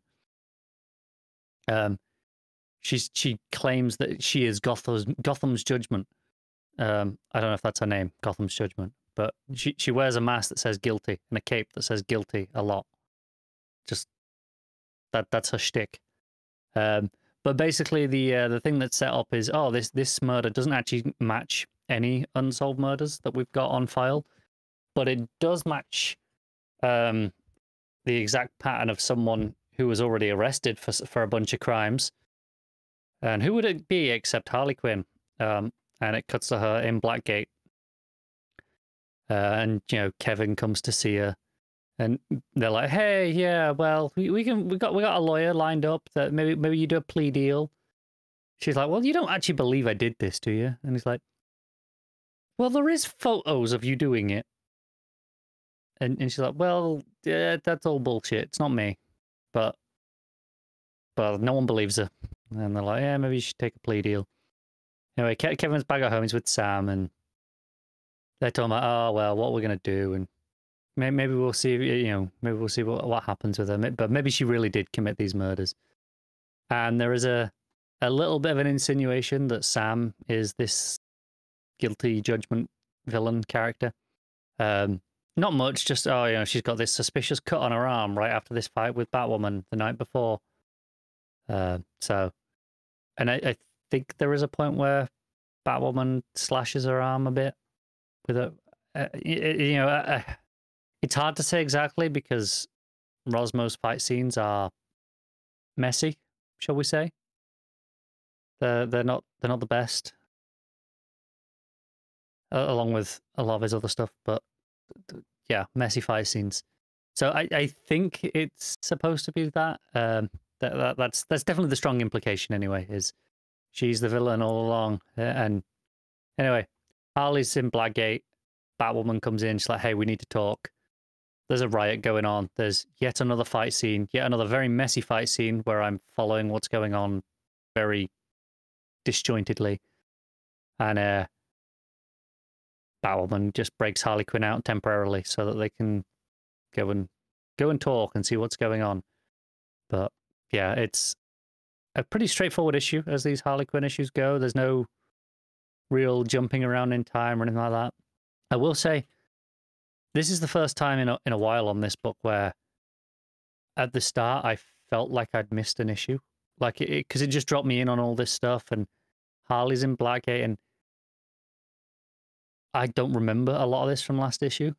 And maybe it was there and I'm forgetting, but for all this book's problems, I still tend to remember the general gist of what happened. Once I start reading it, like I'm like, okay, yeah, I remember this is where we were.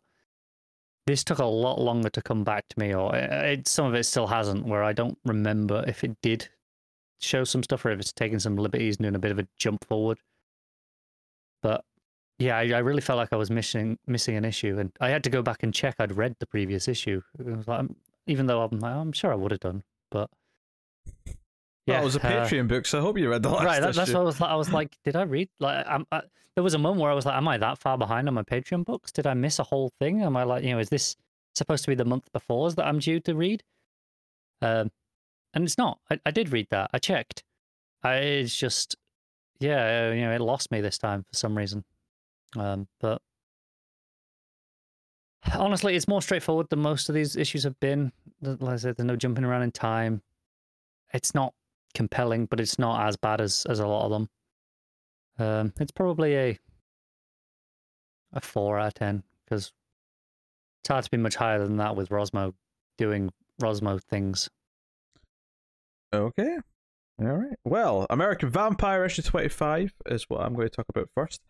This is the final part of the greaser arc, the road arc. Death Race is what it's called. So we ended the last issue with a cliffhanger of Skinner and the kid kind of like finally going toe to toe, and the first chunk of the issue, it was a very quick. This arc has been such a quick read because so much of it has been either a car race or in this case a fight scene. That is really well written. There's a lot of like anger. Skinner Sweet smiling through his bloody mouth as he's like, getting slashed with a gold dagger and things like that. But Skinner also bites him. But bad news for Skinner is that this kid, he actually consumed or injected gold dust into himself, so that this would affect Skinner. So Skinner starts feeling sick. And this leads the kid to sort of explain his backstory a little bit and how he was hiding in this little hotel when a group of vampires came in, and he heard the name Skinner Sweet sent them there. So he's been kind of hunting Skinner Sweet for this group of vampires murdering his parents very viciously when he was a child. So, it's exactly the sort of thing you expected it to be. But it's well done. You know, the entire sequence is bathed in kind of like reds and oranges to give it this sort of harsh, both like a sepia style thing, but also more danger.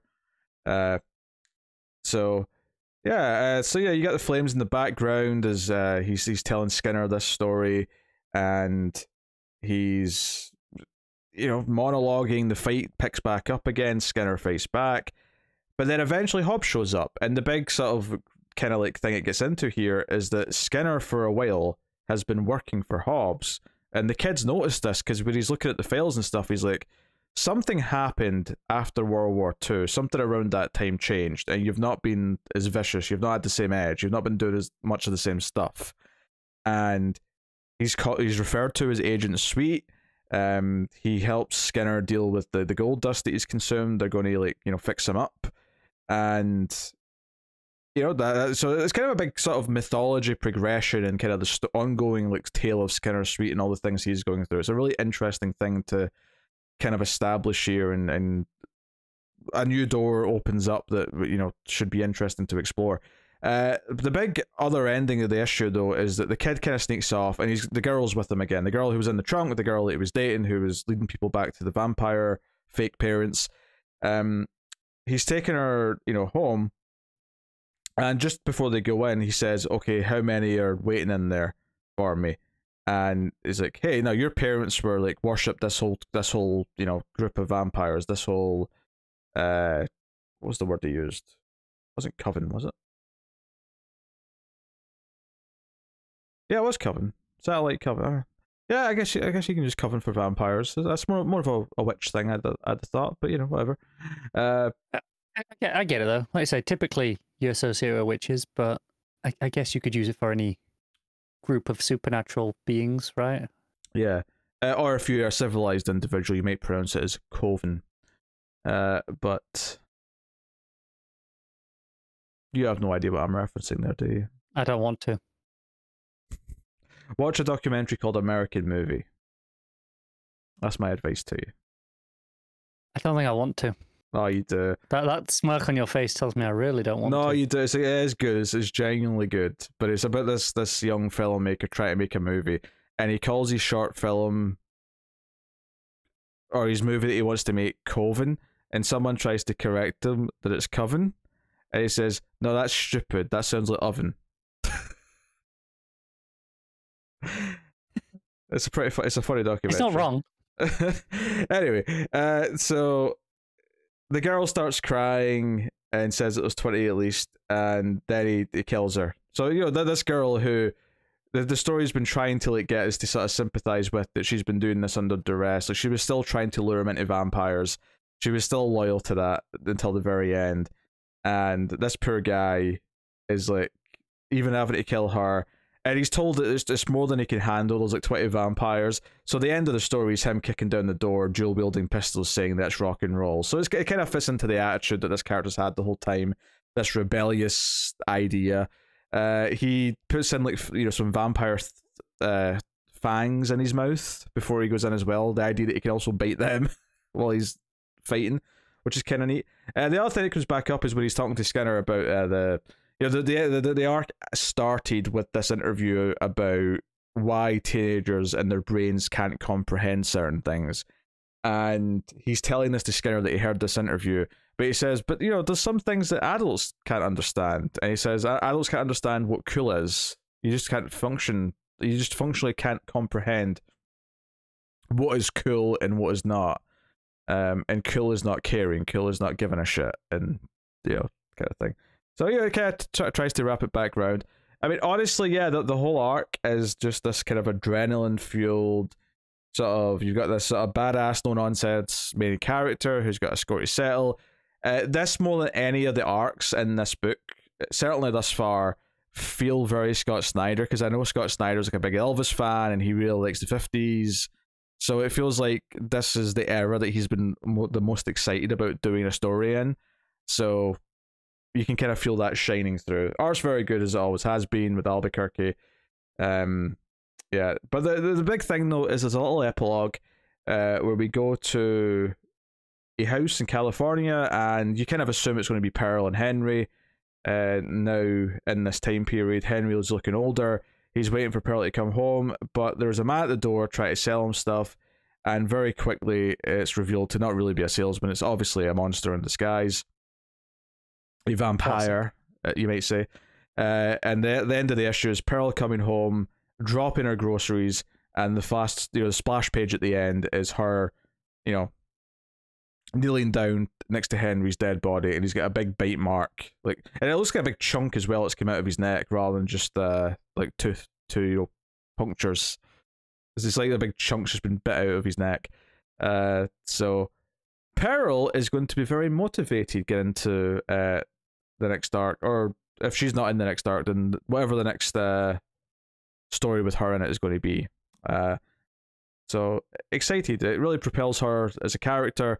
She's got something to settle now, and I wonder if she ends up working with the Vassals again, if that means that her and Skinner are going to be forced to work on the same side, probably. And I have read this before, but it's been a long time. I don't remember what happened next. So that does happen when you read that many comics, and years later. So a lot of smaller details tend to slip your mind. Oh yeah, especially since I didn't read this as it was coming. I binge read this in like a month, when I first read it a long time ago. So that makes sense. So even more so hard to remember. But I am enjoying going through it again, and this was exactly the sort of finale this arc would have had. So really solid 8 out of 10. Can't fault it. So there you go. So back over to Connor then. Your next Patreon book was Noctera issue 8. Yeah, this book continues to be a blast. Scott Snyder and Tony Daniel still. Every issue, obviously, except the one shot, which had a different artist. But this has a really cool opening, actually, where there's this guy in a helmet. He's running towards Outpost 52. I wonder if Snyder and Daniel chose 52 just as a little nod to them both being DC alum. Oh, maybe. And this is Fort Speed. And there's some narration talking about how, everything's kind of, they talk about the big piano. It's a world of fractions where, okay, everything got divided, and there's barely anything left anymore. But they talk about how, because there's barely anything left, the people who have survived, the vast majority of them are actually really quite good people. Like, they're kind and they look out for each other because they kind of have to. So this guy, they do welcome him in, even though they're right behind him. But that he murders them all. There's just this sequence of him just pulling out a gun and just absolutely just destroying them. And Daniel's arc gets really visceral with this, where he just blows off their heads with the gun from close range, and you see their head just explode. And it's probably not realistic, but it looks great, and that's what matters. And then he pulls off the helmet, and it reveals that he seems to be this is Blacktop Bill, or if not Bill, as there's something later in the issue, someone else who looks similar. It's definitely part of his organization. I do think it is Bill though. But yeah, the Sundog convoy are just, they're still going. They're deciding that, okay, they think this is Bill. They're going to go and hunt him down. But I'll get back to them because we do get introduced to another character. Bill's organization, the Nocturnes, he is the leader of those. But we get introduced to someone else also called Bill. Well, they call him William over the comms. And he's like, well, I actually got to go by Bill. Only you and my dad call me William. He's like, well, tough shit. We got 2 Bills. And one's the leader, so he gets to be Bill. You're William. Screw you. But if you can take him down, get the information off him that we need before it falls into the wrong hands, maybe we'll let you be Bill. So Bill's now being hunted by his own organization, but he is having visions. He's got some helmet that lets him. Some helmet and some drugs that lets him communicate with I can't remember that thing's name. Nocturne. It's like the king of the shades or the shadows. And when they catch, when the Sundog convoy catch up with him, and are like, hey, hey, give us the information or we're going to torture you. He's like, do you know what? You don't need to. I'm going to work with you. I've just seen what the plan is, and there's no space for any humanity in it. And because up to this point, he was working on the assumption that, hey, I can rule and be a psycho and kind of just do what I want, and it'll be fine. I'll carry on as I am. But now he's communicated with this being, and it's quite a trippy sequence, and it's this big, like, almost like a big tree. There's no leaves, but it's like a big massive tree trunk with like branches kind of coming off it, lots of eyes. And the way it plays it plays it kind of like Sauron's eye in the Lord of the Rings movies, the way it kind of stares and finds them. But it's a very effective sequence.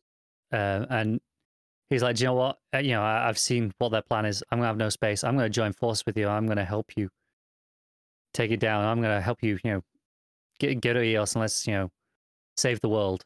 And that's got the big cliffhanger. They're like, all right, welcome to Sundog Convoy. This guy who has been hunting them, tried to kill them 3 times, I think they point out in this issue, and killed the character who's narrating at the moment. It killed her grandfather. That was kind of the end of the first arc. That was that big thing. And now he's working with them, and it's definitely a big shift in kind of where we've been, because Bill has been, just hunting since maybe the 2nd issue. I think he's kind of just been there. And yeah, this definitely shakes things up, and it's interesting that this isn't the end of an arc, because that's the sort of thing you expect kind of be the end of the arc reveal.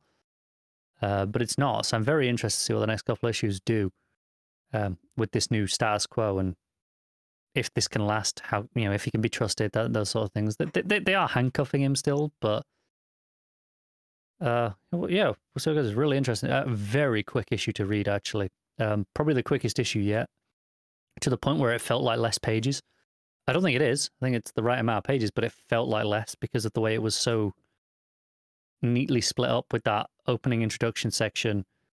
You've got the intro, a little bit of Sundog, a few pages of that other William, and then this bit of Sundog and Bill at the end. And there's only like the 4 scenes in it, and they all move so fast. But yeah, really strong issue. It's probably an 8.5. Okay. So my other Patreon book to catch up on is Animal Man issue 19, and this was one that was kind of hyped up. People seem to remember this one. Is this the issue? I suspect it is the issue. I mean, the opening page is a computer, and there's some dictionaries lying around, and it's kind of like someone's maybe writing a script, perhaps for a comic book. Yeah. That was my assumption at this point anyway, just knowing how meta that how Grant Morrison can get, but also just the reputation that I know this run has. But so Animal Man and the other dude, High Water, are still on top of the cliff, and they're still kind of seeing things. And Animal Man sees a big eye, and he kind of falls in, and then there's a whale. Like, I don't even what. And then there's like a recap of his history, like how he got his powers, that just kind of like summarizes things. And then he falls into a vortex, lands in a pool of blood. All good stuff. And then there's an Animal Man staring at him. A more grizzled, just slightly older looking Animal Man. He's got a bit more sort of the classic like lines in his face. It's almost like it's meant to be stubble, but it's not. But it kind of has that look almost. And he's like, "Who are you?" He's like, "I'm Animal Man." And basically, this is Animal Man from pre-Crisis, presumably. Anyway, I mean, I don't know much about Animal Man pre-Crisis, but I'm assuming that that's what this is. This is an Animal Man who's complaining that his version got erased and got replaced with this buddy. Fancy new younger model. Yeah, it was so funny to me about reading this is that the Animal Man from post-Crisis is the one that I think of as the proper Animal Man, and that's not to discredit this prior one, but what he's upset about is kind of a lot of what we were upset about many characters after Flashpoint. New 52 kind of ruined a lot of them. It's almost like there's a cycle to these things, isn't there? But I think what's interesting about it though is that right from the get-go, in this run in particular, like Buddy's family and the kids are really good parts of like what make Buddy likable. Like part of what I like about Alman is he does have this family, he does have this sort of system in his life. So as much as I can appreciate that there was a prior version that changed, it's also true to say that a lot of characters developed into better, more full-fledged versions. And maybe the problem with New 52 versus prior things like this is that New 52 was more like regression, whereas a lot of characters from the Golden Age and Silver Age were very simplistic until they added more to them. I agree, and I happen to think that, you know, like, yes, we were right to complain about the New 52. But that said, obviously we weren't there at the time. I'm sure there were people being like, I want my Animal Man back. I want, you know. Yeah, I mean, I have no doubt there is definitely things that were lost in Crisis that people who were readers at the time and had been reading for a long time at that point probably did miss. But I think it's an interesting point of comparison, and it just, you know, it makes you think a little bit about it. But he fades away, you know, he disappears, and this other Animal Man, and there's just like a voice saying, "Do you really want to know who they are?" Because the Animal Man says, you know, they're all around, like wherever we go, you know, we're just characters to them. They're watching us. He's like, "Who's they?" And then this voice goes, "You want to know? Then turn around now." And he sort of turns around, look over his shoulder, and then the full page spread, which is, I imagine, is the page that everyone remembers from this issue, is him looking shocked, right at the reader, just his face, full page, saying, "I can see you," as if he's talking to us, the reader. And that's him freaking out. And then we're back on top of the cliff, and the other guy, Highwater's like, "Hey, what's wrong?" He's like, "Can't you see them? They're looking at us. They're up there. You know, wherever we go, they can see us." If I can make a small critique here, is I almost think on this page, because it's like a 6-panel page, I almost think whenever he says, because he's pointing up to the sky, it says they're watching us, I almost wish that in every single panel, he changed direction to whatever way the panel was looking. So that he's always pointing to us, as if almost the idea that he's like changing every time the camera cuts, kind of thing. That'd be nice. But you know, I can understand that. Yeah. It's a minor thing, but it's because he can't point in the one direction. So, and then it's, you know, so we're looking at him from the side, pointing up the way. And I'm like, well, we're not up there anymore. We're over here now. So yeah, but yeah, so like, you know, maybe we should have taken that weird thing that was lying there. What's interesting though is that it kind of does that.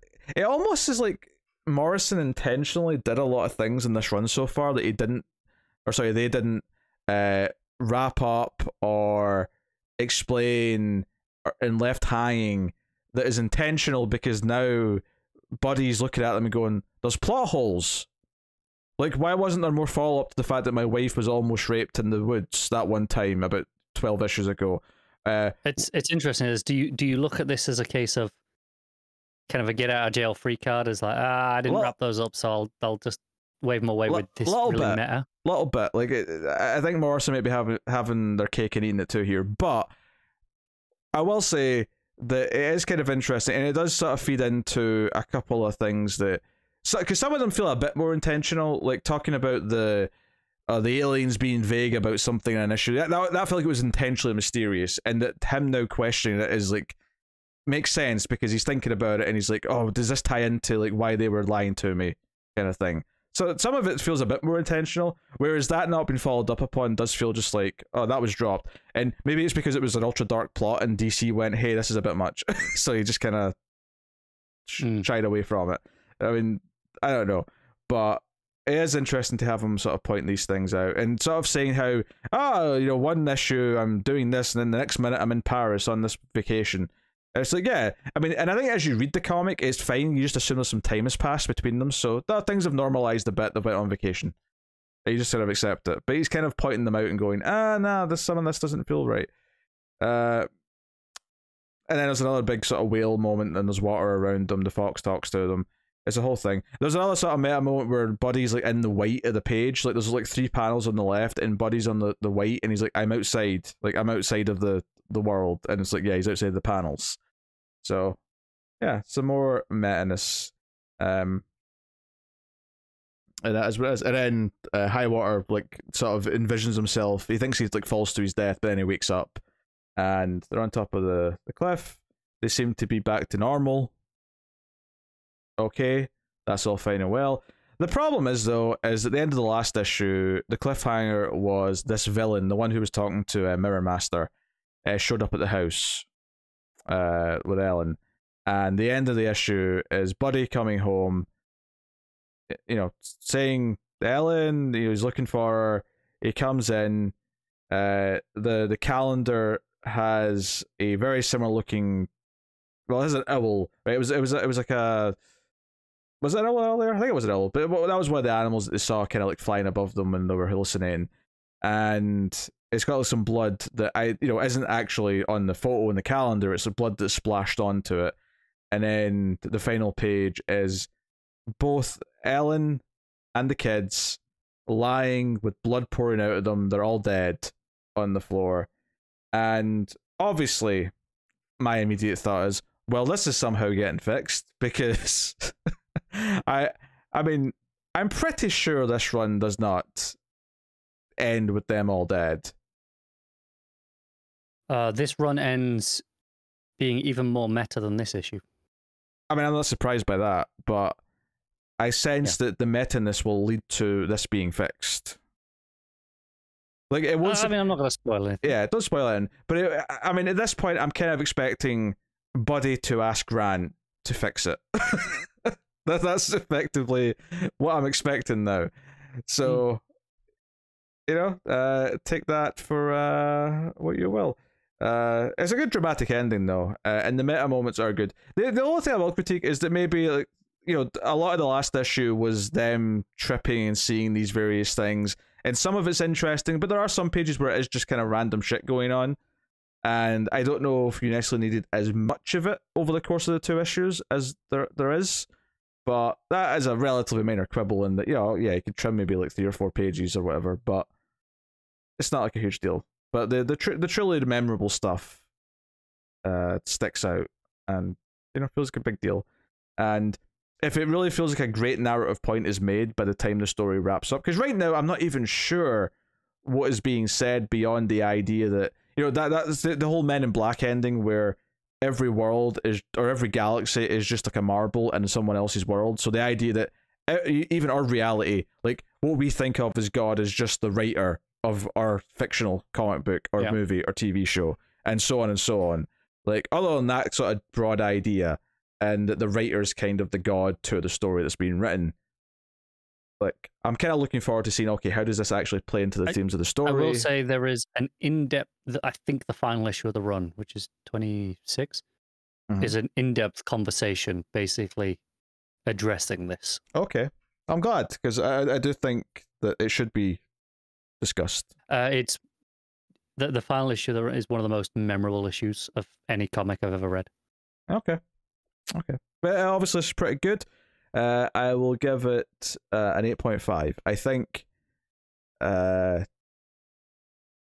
I say, just maybe a little bit too much of the trippy stuff. That some of it was very memorable, but some of it's just typical. Oh, they see a big whale and there's a big, yeah, sure. big bird. But I think this is from what I recall, because this is like the back 6, 7 issues of the run now. But this is kind of where it starts. Okay, it solidifies into this is what it's kind of all been leading up to. And it starts to pull the threads together in a pretty satisfying way. Yeah. No, I'm looking forward. Or at least I found it satisfying. Your mileage may vary. I mean, I'm looking forward to it.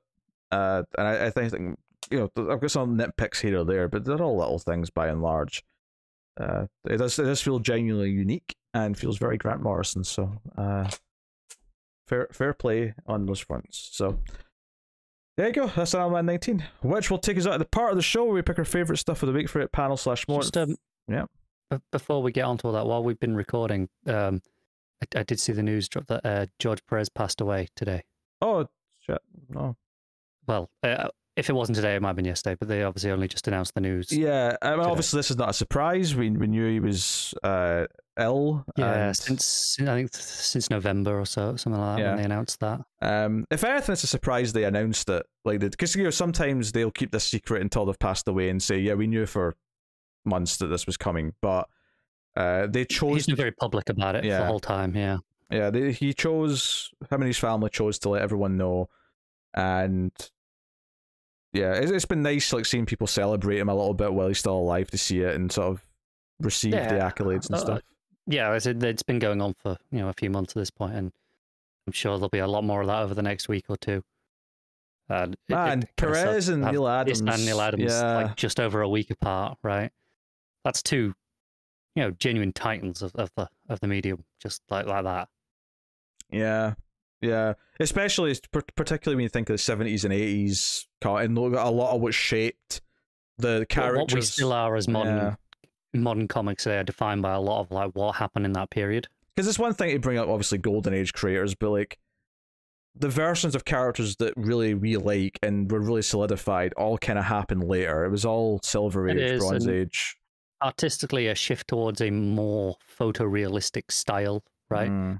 Which we tend to still be using today for the most part. That kind of happened in that period. Yeah, well, okay. Sadly, that's 2 weeks in a row that we've had to talk about death. It is. And I think it's less surprising. We've kind of known this one was coming for a good few months now. It was a matter of just when, right? Yeah. There's been a lot of support and tributes from artists and stuff all over the last few months. Yeah, and Perez, he's attached to some of the biggest things from DC in the 80s especially. Yeah, I mean, obviously there's a lot of stuff like Titans, but his Wonder Woman is still the basis for pretty much every Wonder Woman story today. Yeah. I mean, New Teen Titans and Wonder Woman and Post-Crisis Wonder Woman alone are two of the most influential things. Yeah, huge. Yeah. So. Yeah. So okay. Well, there you go. Part of the show, we pick our favorite stuff of the week, favorite panel / moment, favorite cover, favorite art, and top 5 books. Or in Connor's case, his favorite 2 books. I read Batman. You meant to do Freak Out Day. You could put that at number 2. Oh, I did, didn't I? So yeah, all right. Panel / moment. What you got?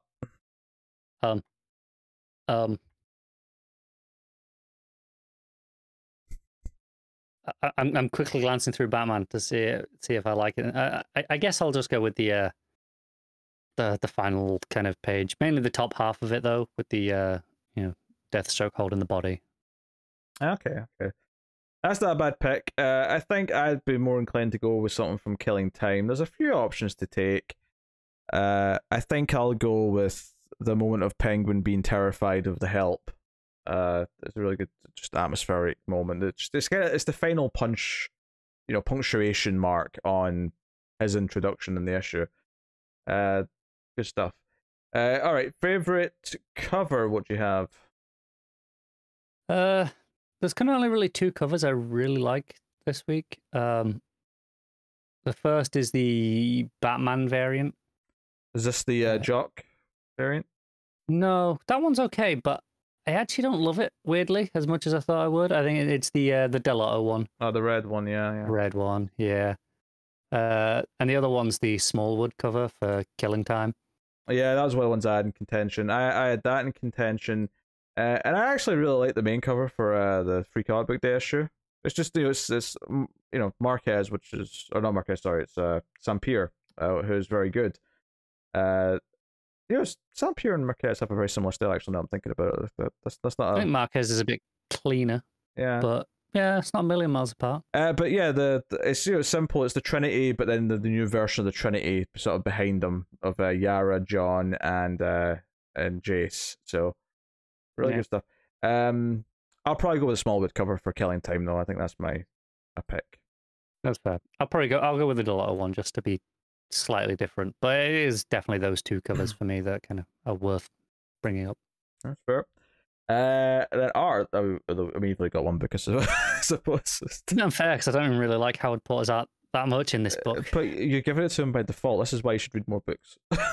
Well, maybe if they put out more books that were interesting.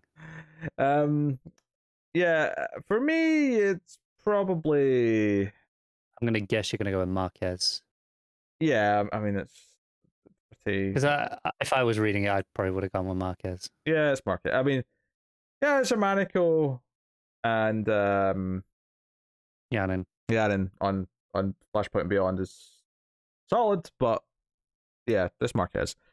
All right, cool. All right, Is there any point in asking you to rank your books? I don't know if there is. Batman. Do you know what? I quite like Batman this time. Okay. I am going to go with.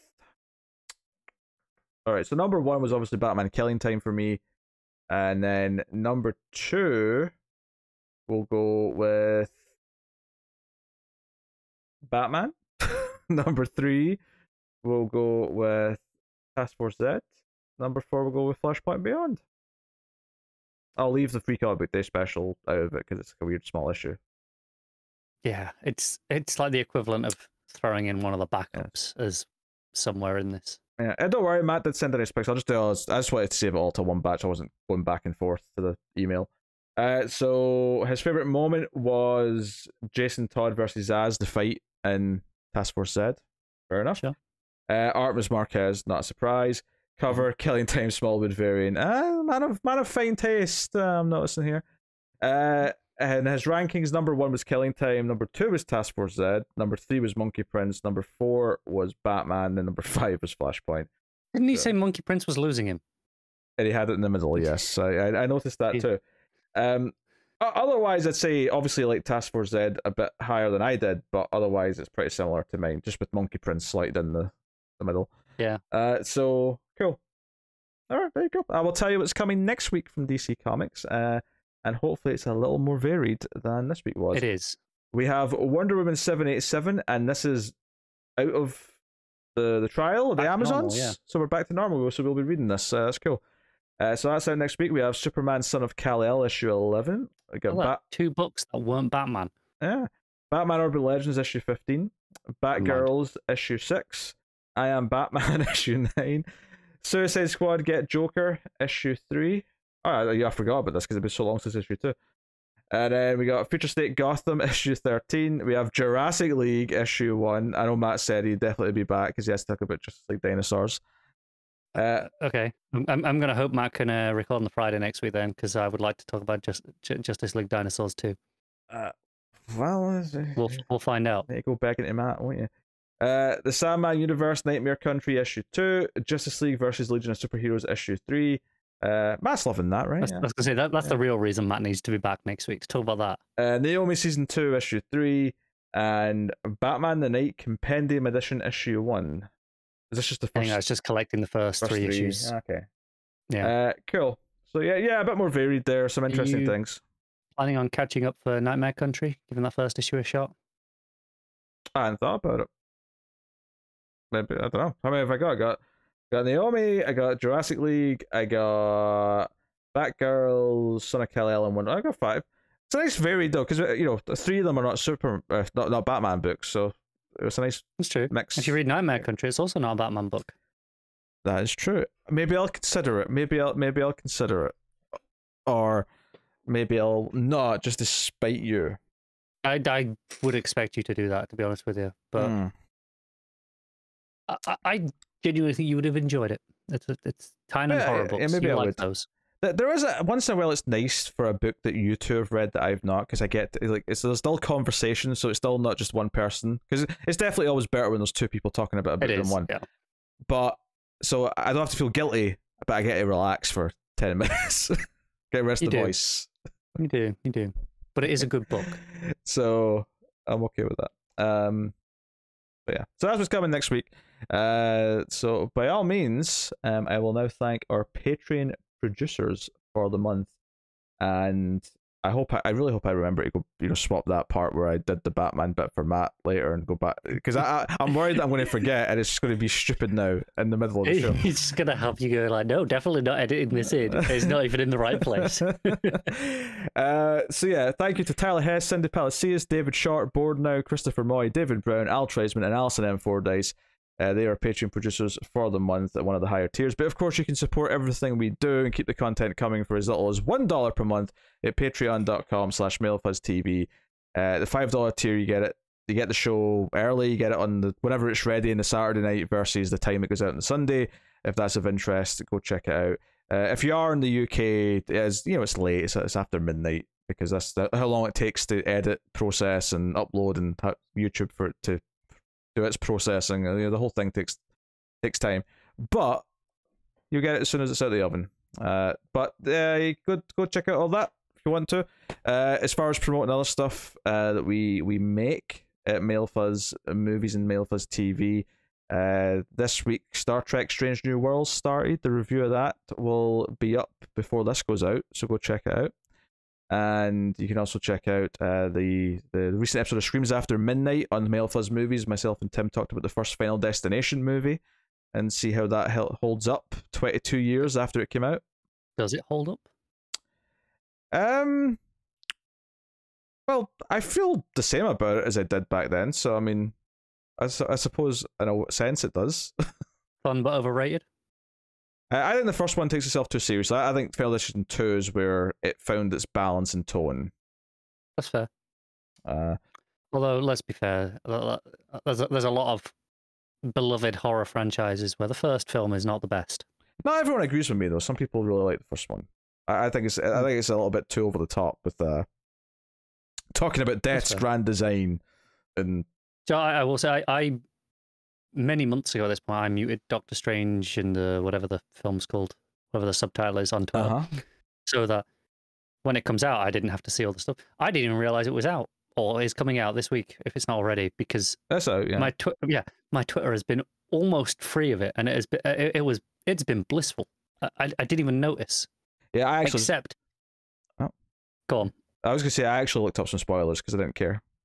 I didn't, but if I see them, I don't care. It's not. I'm not blocking it because I don't want to see spoilers. It's there just because I just don't want to hear about it. But I did see, like, there'll be like a thing or two that sneaks past your filter, right? Because they're not using the right combination of words. Because I don't want to just block Doctor Strange, because people might want to talk about Doctor Strange comics that I might want to see those tweets about. So you gotta be careful. And there was one. It was someone laughing. It was a screenshot of going, "Hey, if you've got problems with gore, maybe don't go see Doctor Strange because it's intensely gory." And they went, "It's Final Destination levels of gore." And it was sort of just, yes, yeah, that face you pulled there, just laughing at them, going, "Oh, really? That's your level of intense, is it?" Okay, sure. So I'm sure it's not actually that bad. It's probably nothing. I'm pretty sure it's still PG-13. Right? It is. I'm sure it is. Yeah. Matt's review on Twitter that I noticed was pretty, like, he liked some things about it, but he also thought it was kind of a mess. So it's a Marvel movie. Yeah. I also saw one review say it was it was worse than Thor: The Dark World. Some people are not impressed with it. Oh boy, that's a low bar. That's down there with the worst of the Marvel movies. So who knows? I just don't care enough about it to go see it. I'll put it on when it's available for free, and that's the only time. In about 3 months on Disney Plus. That's assuming I get to it right away. It may be more of a. I just mean that'll be when it's available for free, not when you'll immediately go, "Oh, I must watch Doctor Strange right now." Yeah. I'm just not even remotely excited. But hey, not to end in a downer, and you can tell me all the fascinating, interesting spoilers once we hit stop. All right. Well, that is Comics from the Multiverse, episode 304. The only thing I've not done is probably say go to the Twitter at DC Comics Podcast and follow us on there and support the show in other ways by liking, subscribing, sharing us out, all that kind of stuff. All of it does help. So thank you for joining us, and hopefully all three of us will be here next week. Kind of Matt's schedule, depending on if we can move the day or not. Because I know I'm working on the Saturday, unfortunately. So, but at least me and Matt, you may have Connor again, you may not. We'll find out. Life will find a way. But either way, we'll see you then. So thank you once again for watching or listening. We always appreciate it. Keep reading DC Comics, and remember to never get lost in the Speed Force.